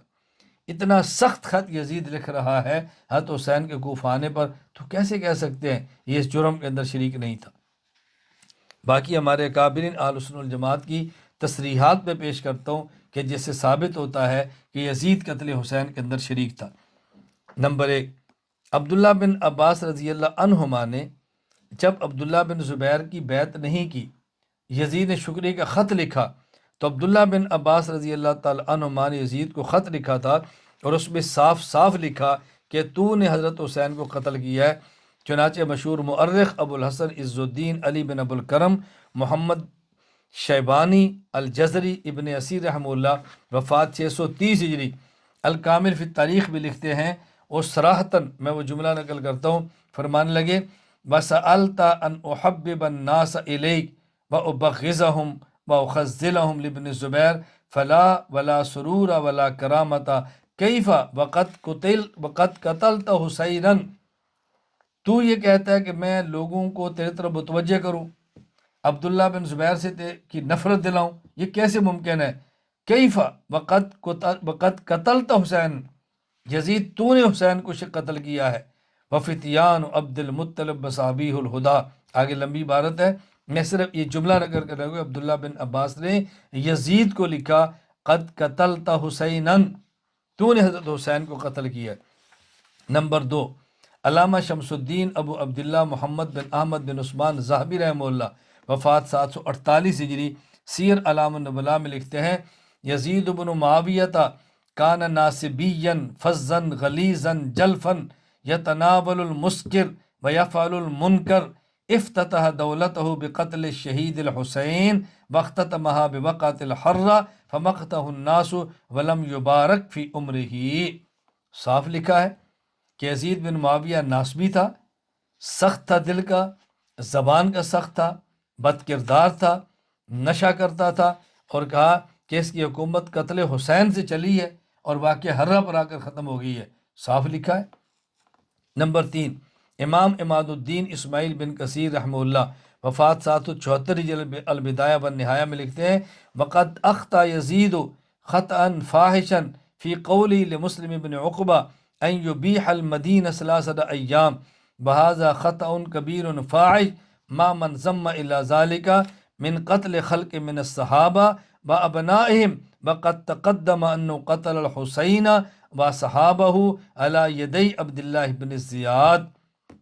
ابن کثیر کہتے ہیں کہ یزید نے حضرت حسین اور ان کے ساتھیوں کو عبید اللہ بن زیاد کے ہاتھوں قتل کروایا۔ نمبر 4، علامہ سعد الدین مسعود بن عمر بن عبداللہ تفتازانی رحمہ اللہ وفات 792 ہجری شرح العقائد النسویہ میں لکھتے ہیں والحق ان رضا یزید بقتل الحسین واستئثارہ بذالک واستبشارہ بذالک واہانۃ اہل بیت النبی صلی اللہ علیہ وسلم مما تواتر معناہ وان کانت تفاصیل احادا۔ دلیل کیا ہے؟ والحق ان رضا یزید بقتل الحسین، بقتل الحسین، یزید حضرت حسین کے قتل پہ راضی تھا، واستبشار بذالک، اور ان کی شہادت پہ خوش تھا۔ نمبر 5، شیخ عبدالحق محدث دہلوی رحمہ اللہ، وفات 1052 ہجری، تکمیل الایمان میں لکھتے ہیں و بالجملہ وی مبغوث ترین مردم است نزد ما بکارہا کہ این بدبخت بھی سعادت و دری امت کردہ ہیچ کس نہ کردہ بات از قتل امام حسین و احانت اہل بیت لشکر با تخریب، پھر صاف صاف کہا کہ حضرت حسین رضی اللہ تعالیٰ کو قتل اس شخص نے کیا ہے۔ کتنی واضح انداز میں بات کی ہے، ذہن نشین فرمائے۔ نمبر 6، حضرت شاہ ولی اللہ محدث دہلوی رحمہ اللہ، وفات 1176 ہجری، شرح و تراجم باب صحیح بخاری فرماتے ہیں امرہ مفوض الی اللہ تعالی فی مرتکبہ من القبائح بعد هذه الغزوة من قتل الحسین علیہ السلام، کہ غزوہ مدینہ قیصر کے بعد اس نے جو جرائم کی ان میں ایک جرم حضرت حسین رضی اللہ تعالی عنہ کا قتل بھی ہے۔ نمبر 7، قاضی ثناء اللہ پانی پتی رحمہ اللہ، وفات 1225 ہجری، التفسیر المظہری سورۃ النور آیت نمبر 55 کے تحت فرماتے ہیں وَيُمْكِنُ أَن يَكُونَ قَوْلَهُ تَعَالَى وَمَنْ كَفَرَ بَعْدَ ذَلِكَ إِشَارَةٌ إِلَى يَزِيدَ بْنِ مُعَاوِيَةَ حَيْثُ قَتَلَ ابْنَ بِنْتِ رسول اللہ صلی اللہ علیہ وسلم وَمَن مَّعَهُ مِنْ أَهْلِ بَيْتِ النُّبُوَّةِ، کہ اس یزید نے حضرت حسین رضی اللہ عنہ کو قتل کیا ہے۔ نمبر 8، مفتی بغداد علامہ شہاب الدین محمود بن عبداللہ المعروف علامہ علوسی رحمہ اللہ، وفات 1270 ہجری، تفسیر روح المعانی اولئک الذین لعنہم اللہ، اس آیت کے تحت ارشاد فرماتے ہیں والتامۃ الکبریٰ ما فعل بأہل البیت ورضاہ بقتل الحسین علی جدہ، بہت بڑی بدبختی یزید کی یہ تھی کہ ان میں حضرت حسین رضی اللہ تعالیٰ عنہ کا قتل ہے۔ نمبر 9، قطب الاقطاب فقیہ النفس مولانا رشید احمد گنگوہی رحمہ اللہ، وفات 1323 ہجری، فتاوی رشیدیہ میں لکھتے ہیں کسی مسلمان کو کافر کہنا مناسب نہیں، یزید مومن تھا، بسبب قتل کے فاسق ہوا، بسبب قتل کے فاسق ہوا۔ یہ کون سا قتل ہے جس کی بات کی جا رہی ہے؟ نمبر 10، مفسر قرآن مولانا عبدالحق حقانی رحمہ اللہ، وفات 1336 ہجری، حقانی قائد اسلام میں لکھتے ہیں چند سال بعد حضرت حسین رضی اللہ عنہ کو کربلا میں شہید کرا دیا، اس کم بخت کے بے دین ہونے میں کیا شک ہے۔ نمبر 11، شہید اسلام مولانا محمد یحییٰ الدیانوی شہید رحمہ اللہ، وفات 1413 ہجری، آپ کے مسائل ان کا حل میں لکھتے ہیں یزید کو پلید اس کے کارناموں کی وجہ سے کہا جاتا ہے، حضرت حسین رضی اللہ عنہ کی شہادت، اہل مدینہ کا قتل عام اور کعبہ شریف پر سنگ باری اس کے 3 سالہ دور کے سیاہ کارنامے ہیں۔ نمبر 12، فقیہ الامت مولانا مفتی محمود حسن گنگوہی رحمہ اللہ، وفات 1416 ہجری، فتاوی محمودیہ میں لکھتے ہیں حضرت حسین رضی اللہ عنہ کی شہادت ایک ظالم کے ظلم سے امت کو بچانے کے لیے ہوئی۔ فائدہ دیکھیے، اس سارے، میں آخر میں ایک بات بطور فائدہ کہتا ہوں، اس سارے سانے کا ذمہ دار صرف یزید نہیں ہے، یزید کے ساتھ کئی اور کردار بھی ہیں، میں ان کرداروں کو نہایت اختصار سے ذکر کرتا ہوں اور کون کون سے کردار ہیں۔ نمبر 1، اہل کوفہ، جنہوں نے ہزاروں خطوط لکھے، مشکل وقت میں ساتھ دینے کی بجائے بے وفائی کی، صحابہ کرام رضی اللہ عنہم کو قتل حسین کے ذمہ داران میں سے زیادہ غصہ اہل کوفہ پر تھا کہ انہوں نے ساتھ کیوں دیا، بلا کر قتل کرا دیا۔ نمبر 2،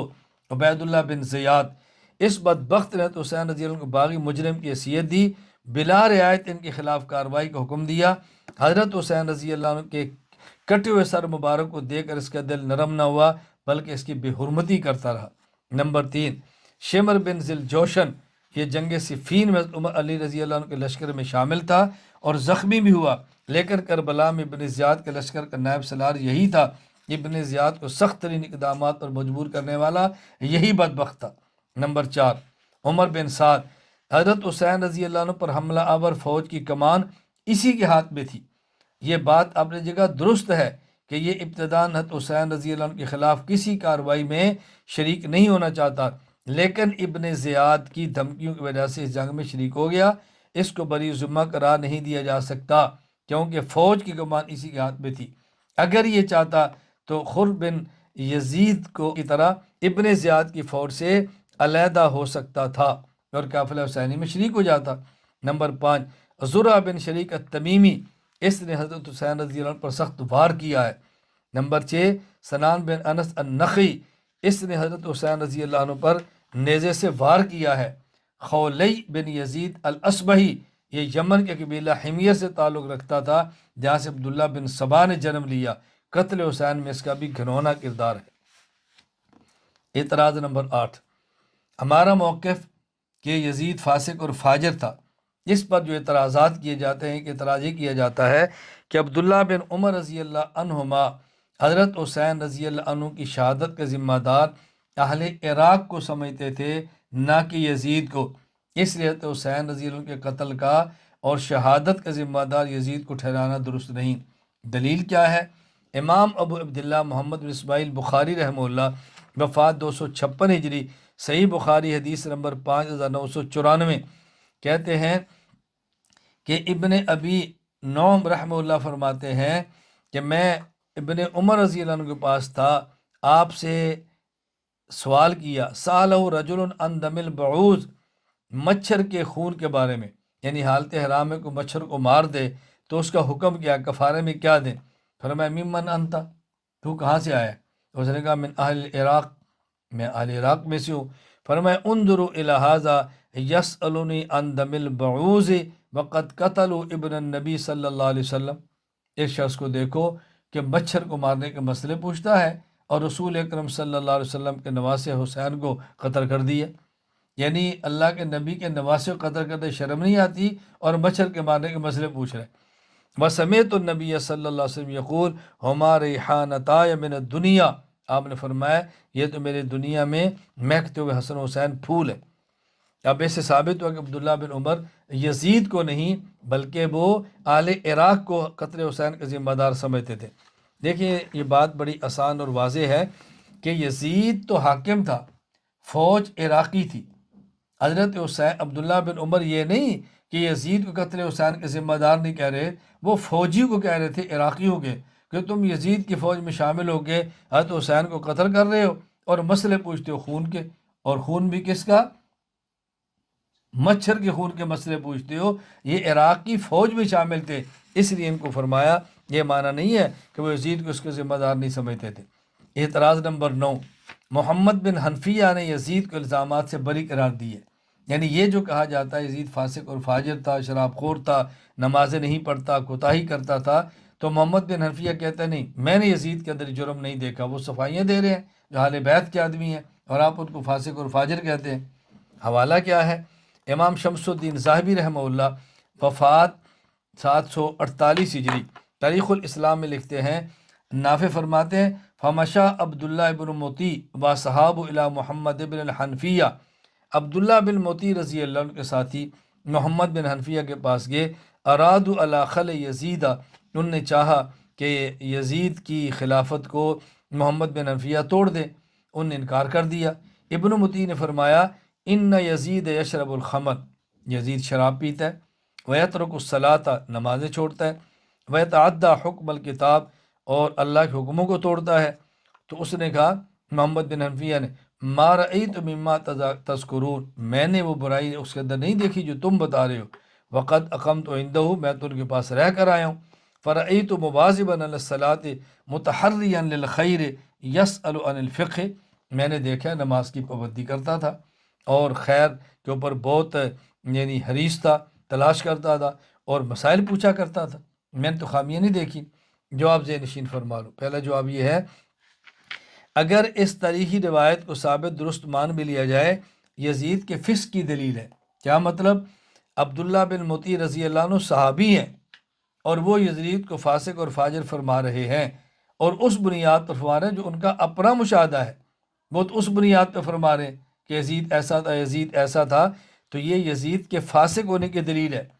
ہم نے احادیث پیش کی ہیں، امت کا اجماع پیش کیا ہے، اکابرین کی تصریحات کو پیش کیا ہے، اس لیے عبداللہ بن موتی رضی اللہ عنہ صحابی یہ بلا وجہ یزید کے اوپر اتنے بڑے الزامات نہیں لگا سکتے۔ باقی یہ بات رہ گئی کہ محمد بن حنفیہ نے بات کیوں تھی؟ محمد بن حنفیہ کے سامنے یزید نے کام نہیں کیا ہوگا اور یہ پہلے کی بات ہے،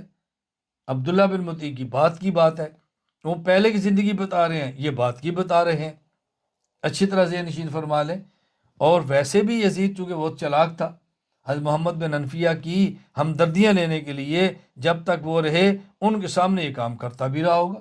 تاکہ یہ میرے مخالف نہ ہوں، اہل بیت کے آدمی ہیں، بہت بڑے ہیں، اگر یہ میری بیت کا انکار کر دیں گے تو نقصانات بہت زیادہ ہوں گے۔ اس میں کوئی حرج کی بات نہیں ہے، اس لیے اس بنیاد پر یہ نہیں کہہ سکتے کہ یزید فاسق اور فاجر نہیں تھا، جس کو اچھی طرح ذہن نشین فرما لیں۔ باقی ہم یزید کے فسق پر دلائل بیان کرتے ہوئے ان احادیث اور تشریح کو نقل کرتے آئے ہیں جن سے یزید کا فاسق ہونا ثابت ہوتا ہے۔ اب اگر کسی تاریخی روایات سے یزید کی مدح ثابت بھی ہو جائے تو وہ تاریخی روایات ان حقائق اور دلائل کے مقابلے میں قابل قبول نہیں ہوگی۔ حکیم الاسلام قاری محمد طیب رحمہ اللہ وفات 1403 ہجری حضرت شہید کربلا اور یزید میں لکھتے ہیں، اگر ہم نے یزید کے فسق و فجور پر زور دیا تو اس کی بنیاد در حقیقت کتاب و سنت کے عمومی اشارات ہیں، جن میں عمومی اشارات ہیں جن کی تعیین واقعات ارباب دین و یقین نے کی۔ اس لیے اس کے بارے میں بھی تاریخی روایتیں جو ان احادیث کی ہم نوا اور ان سے ہم آہنگ ہوگی، ان کی تشریح اور مؤیدات کا درجہ رکھتی ہیں، اصل نہیں، کیونکہ کتاب و سنت کا اشارہ بھی تاریخ اسرات سے قوت میں بڑھا ہوا ہے۔ اس لیے جو تاریخی روایتیں مدح حسین اور قد یزید کے حق میں ہیں وہ چونکہ وحی کے اشارات کی مؤید ہے، اس لیے قابل قبول ہوگی، اگرچہ تاریخی معیار سے کچھ کمزوری ہو۔ ان کی بڑی قوت کتاب و سنت کی پشت بنائی ہے، اور اس کے برعکس مدح یزید اور قد حسین کی جو روایات کتاب و سنت سے اشارات کی مخالف سمت میں ہیں بلا شبہ قابل رد ہوں گی، اگرچہ تاریخی معیار سے کچھ کمی بھی ہوں، کیونکہ ان کی قوت کو مخالفت کتاب و سنت نے زائل کر دیا ہے۔ ایک اور جو آپ ذہن نشین فرما لیں بہت اہم، وہ یہ کہ یہ روایت امام ذہبی اور امام ابن کثیر بھی نقل کرتے ہیں، اور ان کا اپنا موقف یزید کے فاسق اور فاجر ہونے کا۔ اگر اس روایت کی بنیاد پر یزید کو صالح قرار دیا جاتا تو اس روایت کو نقل کرنے والے اس کو فاسق اور فاجر کیوں کہتے؟ دیکھیں علامہ شمس الدین ابو عبداللہ محمد بن احمد بن عثمان الذہبی رحمہ اللہ وفات 748 ہجری سیر اعلام النبلاء میں لکھتے ہیں، یزید بن معاویہ کان ناصبیا فظا غلیظا جلفا، یزید بہت متشدد، ناصبی، سخت، بد اخلاق اور یتناول مسکر، نشہ کرنے والا، ویفعل منکر، غلط کام کرنے والا تھا۔ افتتح دولتہ بقتل شہید الحسین، اس کی حکومت قتل حسین سے شروع ہوئی، واختتمها بوقعۃ الحرہ، اور واقعہ حرہ پر ختم ہوئی، فبقتہ الناس ولم یبارک فی عمرہ وخرج علی غیر واحد بعد الحسین، اس کی عمر نہایت نامبارک تھی۔ امام عماد الدین اسماعیل بن کثیر رحمہ اللہ وفات 774 ہجری البدایہ والنہایہ میں لکھتے ہیں، وَكَانَ فِيهِ أَيْضًا اقبال علی الشہوات وترک بعض الصلوات فی بعض الاوقات واماطتها فی غالب الاوقات، یہ شہوت پرست تھا اور نمازوں کو بعض اوقات چھوڑ دیتا تھا اور اکثر اوقات نماز کو قضا کر کے پڑھتا تھا۔ اعتراض نمبر 10، بعض لوگ کہتے ہیں یزید کا فاسق ہونا تاریخ سے ثابت ہے جو کہ معتبر نہیں ہے، یہ تاریخی بات ہے، اس لیے اس کا کوئی اعتبار نہیں ہے۔ جواب اچھی طرح ذہن نشین فرما لیں، یزید کے فسق کا مسئلہ تاریخی نہیں ہے بلکہ اعتقادی اور نظریاتی ہے،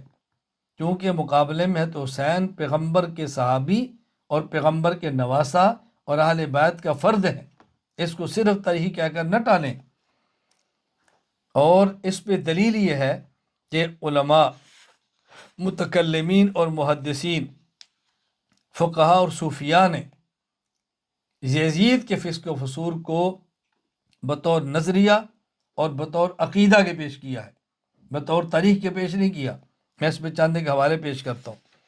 امام ابو بکر احمد بن محمد الخلال رحمہ اللہ وفات 1311 ہجری نے امام احمد بن حنبل رحمہ اللہ وفات 241 ہجری کے فرامین کی روشنی میں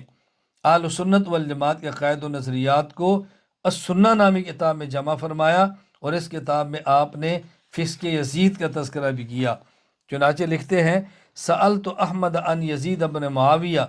عن یزید ابن معاویہ ابن ابی سفیان قال وفعل بالمدینہ ما فعل۔ اللہ اکبر۔ مہنا کہتے ہیں میں نے احمد بن حنبل سے یزید کے بارے میں پوچھا، آپ نے فرمایا اس نے مدینہ میں جو کیا وہ ناقابل برداشت ہے۔ قلت وما فعل، میں نے کہا کیا کیا؟ فرمایا قتل بالمدینہ من اصحاب النبی صلی اللہ علیہ وسلم وفعل، اصحاب النبی کو شہید کیا اور اس نے کیا کچھ کیا؟ میں نے پوچھا جی وما فعل، اور کیا کیا؟ فرمایا نہبہا، وہاں کے لوگوں کو ڈرایا اور دھمکایا۔ میں نے کہا میں نے سنا ہے۔ فیذکر عن الحدیث، کیا یزید سے حدیث لے سکتے ہیں؟ فرمایا لا یذکر عن الحدیث، اسے حدیث نہ لی جائے۔ بلا ینبغی لأحد ان یکتب عنہ حدیثا، اس سے حدیث لینا مناسب ہی نہیں ہے۔ قلت لأحمد، میں نے امام احمد سے پوچھا ومن کان معہ فی المدینہ حین فعل ما فعل؟ قال اہل الشام، یزید کے ساتھ اور کون تھے؟ کہ اہل الشام اس کے کرتوتوں میں اس کے ساتھ شریک تھے۔ دوسرا حوالہ علامہ سعد الدین مسعود بن عمر بن عبداللہ تفتزانی رحمہ اللہ، وفات 792 ہجری، شرح العقائد نسویہ میں لکھتے ہیں والحق ان رضا یزید بقتل الحسین واستبشار بذالک وإہانت اہل بیت النبی صلی اللہ علیہ وسلم مما تواتر معناہ وان کان تفاصیل احادن۔ تو علامہ نسوی نے اس کو بطور عقیدے کے پیش کیا یزید کا فاسق اور فاجر ہونا۔ شارح صحیح بخاری امام ابو الفضل شہاب الدین احمد بن علی ابن حجر اسقلانی رحمہ اللہ، وفات 852 ہجری، الامتناع بالاربعین المتباینۃ السماء، اس کے اندر فرماتے ہیں وَأَمَّا الْمُحَبَّدُ فِيهِ وَالرَّفْعُ مِنْ شَانِهِ فَلَا تَقْعُ إِلَّا مِنْ مُبْتَدِعٍ فَاسِدِ الْاعْتِقَادِ فَإِنَّهُ كَانَ فِيهِ مِنَ الصِّفَاتِ مَا يَقْتَضِي سَلْبَ الْإِيمَانِ أَمَّا يُحِبُّ لِأَنَّ الْحُبَّ فِي اللَّهِ بَالْبُغْضُ فِي اللَّهِ مِنَ الْإِيمَانِ۔ بطور نظریہ کے پیش کیا ہے کہ یزید سے محبت بدعت ہی کر سکتا ہے، فاسد العقیدہ ہی کر سکتا ہے، اور کوئی بندہ سے محبت نہیں کر سکتا، کیونکہ اسے ایسی بری اعمال کا ارتکاب ہوا ہے کہ خدشہ کی ایمان ہی سلب نہ کر لے۔ نمبر 4 علامہ شہاب الدین ابو العباس احمد بن محمد بن علی ابن حجر الہیثمی رحمہ اللہ، وفات 974 ہجری، الصواعق المحرقہ میں یزید کے بارے میں لکھتے ہیں الخاتمہ فی بیان اعتقاد اہل سنت والجماعہ فی صحابہ رضوان العلیم وفی قتال معاویہ والی وفی حقیت خلافت معاویہ بعد نزول حسن لہو الخلافہ وفی بیان اختلاف فی کفر ولدہ یزید وفی جواز لعنہ وفی توابع و تمامات تتعلق بذالک وعلی القول بأنہ مسلم فهو فاسق شریر سکیر جائر۔ حضرت نے اس کو صاف لفظوں میں لکھا ہے اور بطور عقیدہ اور نظریہ کے پیش کیا ہے صواعق المحرقہ میں کہ یہ شخص فاسق اور فاجر تھا، بطور عقیدہ کے پیش کیا۔ شیخ عبدالحق محدث دہلوی رحمہ اللہ، وفات 1052 ہجری، انہوں نے تکمیل الایمان میں لکھا ہے بڑی صراحت کے ساتھ، اور یہ عقیدے کی کتاب ہے، عقائد کی کتاب میں لکھا ہے بھی مبغوض ترین مردم است نزد ما وکارہا کی بدبخت بھی سعادت دری امت کردہ ہم چنش نہ کردہ بعد قتل امام حسین و اہانت اہل بیت۔ یعنی میں بتانے چاہ رہا ہوں کہ اس کو عقیدے کی کتاب اس کا فاسق اور فاجر نے لکھا ہے۔ خلاصہ یہ ہے، میں نے آپ خدمت میں 5 حوالہ جات پیش کیے ہیں، مزید بھی حوالہ جات 2-3 سماعت فرمائیں کہ ہمارے ان اکابر نے نظریے اور عقیدے کے طور پر اس کو پیش کیا ہے۔ چنانچہ فسر قرآن مولانا عبدالحق حقانی رحمہ اللہ حقانی قائد اسلام میں لکھتے ہیں چند سال بعد حضرت حسین کو کربلا میں شہید کرا دیا، اور یہ عقیدے کی کتاب میں لکھا ہے، اس کو اچھی طرح ذہن نشین فرمائیں۔ حکیم الاسلام قاری محمد طیب رحمہ اللہ تعالی یہ شہید کربلا میں لکھتے ہیں اب خلاصہ بحث یہ نکل آیا یزید کی شنی حرکات، اس کے فاسقانہ افعال نصوص فقیہ نصوص تاریخیہ سے ثابت ہیں، جس کی روح سے فسق یزید کا مسئلہ محض تاریخی نظریہ نہیں رہتا جسے مورخین نے محض تاریخی ریسرچ کے طور پر قلم بند کر لیا ہو، بلکہ حدیث و فقہ کی روح سے ایک عقیدہ ثابت ہو رہا ہے جس کی بنیادیں کتاب و سنت میں موجود ہیں اور ان کی تفصیلات علماء کی کتابوں میں محفوظ ہیں۔ بات اچھی طرح ذہن نشین فرما لے کہ ہمارے اکابر اس کو بطور عقیدہ کے لکھ رہے ہیں، اس کو بطور تاریخی مسئلہ کے نہیں لے رہے۔ اعتراض نمبر 11، ایک اعتراض یہ کیا جاتا ہے کہ جی یزید تو تابعی تھا اور تابعی کو تو جنتی کہا گیا ہے، آپ اس کو فاسق اور فاجر کیسے کہتے ہیں؟ جواب ذہن نشین فرما لیں، یزید تابعی نہیں تھا، کیونکہ صحابی کے لیے حالت ایمان میں پیغمبر کی صحبت کافی ہے، اس میں اتباع کی شرط نہیں ہے، لیکن تابعی کے لیے حالت ایمان میں صحابی کی صحبت اور صحابی کی اتباع شرط ہے، اگر اتباع نہ کرے اس کو تابعی نہیں کہتے۔ حافظ ابو عمر عثمان بن ابی محمد المعروف ابن صلاح رحمہ اللہ وفات 643 ہجری مقدمہ ابن صلاح میں لکھتے ہیں، مخصوص بالتابع باحسان، تابع ہونے کے لیے احسان شرط ہے، تابع ہونے کے لیے احسان شرط ہے،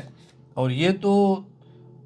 اتباع نہیں کرتا تھا بلکہ پرلے درجے کا فاسق تھا۔ میں اس میں پھر چاند ایک حوالے پیش کر دیتا ہوں یہ بتانے کے لیے کہ کس قدر اس کو علماء نے فاسق لکھا ہے، اس کو تابعی کیسے کہہ سکتے ہیں۔ نمبر 1، علامہ تقی الدین ابو العباس احمد بن عبد الحلیم ابن عبدالسلام ابن تیمیہ الحرانی رحمہ اللہ وفات 728 ہجری مجموع الفتاوی میں لکھتے ہیں، وَيَزِيدُ بْنُ مُعَاوِيَةَ قَدْ أَتَى أُمُورًا مُنْكَرَةً مِنْهَا وَقَعَتُ الْحَرَّةِ، یزید بہت زیادہ کبھی اور برے جرائم کا مرتکب تھا۔ نمبر 2، علامہ شمس الدین ابو عبداللہ محمد بن احمد بن عثمان ذہبی رحمہ اللہ وفات 748 ہجری سیر اعلام النبلاء میں لکھتے ہیں، یزید بن معاویہ کان ناصبیا فظا غلیظا جلفا یتناول المسکر ویفعل المنکر، افتتح دولتہ بمقتل شہید الحسین واختتم وقت الحر فمقتہ الناس ولم یبارک بعمرہ۔ یزید ناصبی تھا، بد کردار تھا، بد کلام تھا، اور یہ نشے کا عادی تھا۔ نمبر 3، امام عماد الدین اسماعیل بن کثیر رحمہ اللہ وفات 774 ہجری البدایہ والنہایہ میں لکھتے ہیں، وَكَانَ فِيهِ أَيْضًا إِقْبَالُ عَلَى الشَّهَوَاتِ وَتَرْكُ بَعْضِ الصَّلَوَاتِ فِي بَعْضِ الْأَوْقَاتِ وَإِمَاطَتُهَا فِي غَالِبِ الْأَوْقَاتِ۔ یزید شہوت پرست تھا، نمازیں اکثر اوقات یہ نمازیں بعض اوقات چھوڑ دیتا اور اکثر اوقات وقت کے بعد قضا کر کے پڑھتا۔ نمبر 4، علامہ شہاب الدین ابو العباس احمد بن محمد بن علی بن حجر الہیثمی رحمہ اللہ وفات 974 ہجری الصواعق المحرقہ میں لکھتے ہیں، وبعد اتفاق ملافظ کے ہی اختلفوا فی جواز لعنہ بخصوص اسمی، اس کے فاجر ہونے پر علماء امت کا اتفاق ہے۔ نمبر 5، امام ربانی مجدد افسانی رحمہ اللہ وفات 1034 ہجری مکتوبات دفتر اول میں لکھتے ہیں، یزید بدبخت فاسقوں کے زمرہ میں سے ہے۔ نمبر 6، امام ابو العرفان محمد بن علی الصبان رحمہ اللہ وفات 1206 ہجری اسعاف الراغبین فی سیرت المصطفیٰ و فضائل اہل بیت الطاہرین، اس کے اندر لکھتے ہیں، وَأَمَّا فِسْقُهُ فَقَدْ أَجْمَعُوا عَلَيْهِ، یزید کے فسق پر اجماع ہے۔ نمبر 6، علامہ محمد امین بن عمر بن عابدین رحمہ اللہ شامی وفات 1252 ہجری حاشیہ ابن عابدین میں مطلب فی حکم لعن العصاة کے اندر لکھتے ہیں، حقیقت اللعن المشہور ہی الطرد عن الرحمہ وہی لا تکون الا لکافر لم تجزو علی معین لم یعلم موت علی الکفر بدلیل وان کان فاسقا متحورا کیزید علی المعتمد، یزید کو عام فاسق نہیں، فسق میں لتھڑا ہوا کہہ رہے ہیں۔ نمبر 6، حکیم الاسلام قاری محمد طیب قاسمی رحمہ اللہ وفات 1403 ہجری شہید کربلا یزید میں لکھتے ہیں، اشارہ یزیدی پارٹی کی طرف ہے جو سن 6 ہجری سے ابھری، بڑا بین کھل کے اس کو لکھا ہے۔ بعض اوقات نمازوں کو ضائع کر دینے کے ذکر پر اس حدیث کا لانا گویا اشارہ ہے، حدیث کا اشارہ کردہ نہ خلف یہی لوگ تھے۔ نمبر 9، مولانا عبدالرشید نعمانی رحمہ اللہ وفات 1420 ہجری یزید کے شخصیت اہل سنت کی نظر میں، اس میں لکھتے ہیں، یزید کا فسق تمام اہل سنت کے نزدیک متفق علیہ ہے، اس میں دو رائے نہیں ہے، اس میں دو رائے نہیں ہے۔ کتنی کھل کے بات فرمائی ہے۔ اور دوسرا جو آپ یہ ذہن نشین فرما لیں کہ محدثین حضرات جب یزید کا ذکر کرتے ہیں تو تابعین کی فہرست میں اور فرائض و مناقب کے ساتھ اس کو ذکر نہیں کرتے، بلکہ اس کا تذکرہ حجاج بن یوسف اور مختار سقفی جیسے لوگوں کے ساتھ کرتے ہیں۔ اب ظاہر ہے حجاج بن یوسف اور مختار سقفی کیسے آدمی تھے کون نہیں جانتا، میں اس پہ دو حوالے پیش کر دیتا ہوں۔ نمبر 1، سلطان المحدثین ملا علی قاری رحمہ اللہ وفات 1014 ہجری مرقات المفاتیح شرح مشکات المصابیح میں لکھتے ہیں، ان عمر بن الخطاب رضی اللہ عنہ قال رسول اللہ صلی اللہ علیہ وسلم انہو ایس الشأن تصیب امتی فی آخر الزمان من سلطانہم یحتمل الجنس والشخص کیزید والحجاج وامثالہما، کہ یہ جو آتا ہے علامات قیامت میں سے ہے، آخری وقت میں لوگ بادشاہوں کے طرف سے مشکلات کا ان کو سامنا کرے پڑے گا۔ کہا یہ عام بھی ہے اور خاص شخص کے بارے میں بھی ہے، جیسے یزید اور حجاج ہے۔ اسی طرح حضرت شاہ ولی اللہ محدث دہلوی رحمہ اللہ وفات 1176 ہجری حجت اللہ البالغہ میں لکھتے ہیں وَمِنَ الْقُرُونِ الْفَاضِلَةِ اتِّفَاقًا مَنْ وَمُنَافِقٌ وَفَاسِقٌ وَمِنْهَا الْحَجَّاجُ وَيَزِيدُ بْنُ مُعَاوِیَہ ومختار۔ قرون، خیر القرون کے جن افراد کے منافق یا فاسق ہونے پر اتفاق ہے ان میں حجاج ہے، یزید بن معاویہ ہے اور مختار سقفی۔ اعتراض نمبر 12، ایک اعتراض یہ کیا جاتا ہے کہ یزید کا فاسق اور فاجر ہونا اخبار احاد سے ثابت ہے، اور اخبار احاد حجت نہیں، خبر واحد حجت نہیں ہوتی۔ جواب ذہن نشین فرما لیں، یزید کا فاسق ہونا اخبار احاد سے نہیں ہے بلکہ تواترات سے ثابت ہے، متواترات سے ثابت ہے۔ نمبر 1، علامہ سعد الدین مسعود بن عمر بن عبداللہ تفتازانی رحمہ اللہ وفات 792 ہجری شرح عقائد النصفیہ میں لکھتے ہیں والحق ان رضا یزید بقتل الحسین واستبشارہ بذالک و اہانت اہل بیت النبی صلی اللہ علیہ وسلم مما تواتر معناہ و ان کانت تفاصیلہ احادہ۔ حق یہ ہے یزید کا قتل حسین پر راضی ہونا اور اس پر اس کا خوش ہونا، اہل بیت کی توہین کرنا، یہ وہ چیزیں ہیں کہ جو تواتر سے ثابت ہیں، اگرچہ تفصیلات ان کی اخبار احاد میں ہیں۔ نمبر 2، مفتی بغداد علامہ شہاب الدین محمود بن عبداللہ علامہ علوسی رحمہ اللہ وفات 1270 ہجری تفسیر روح المعانی آیت اولئک الذین انعم اللہ، اس آیت کے تحت ارشاد فرماتے ہیں وَالطَّامَةُ الْكُبْرَى مَا فَعَلَهُ بِأَهْلِ الْبَيْتِ وَرِضَاهُ بِقَتْلِ الْحُسَيْنِ عَلَى جَدِّهِ وعلیہ الصلاۃ والسلام وَاسْتِبْشَارُهُ بِذَلِكَ وَإِهَانَتُهُ لِأَهْلِ بَيْتِهِ مِمَّا تَوَاتَرَ مَعْنَاهُ وَإِنْ كَانَتْ تَفَاصِيلُ أَحَادًا۔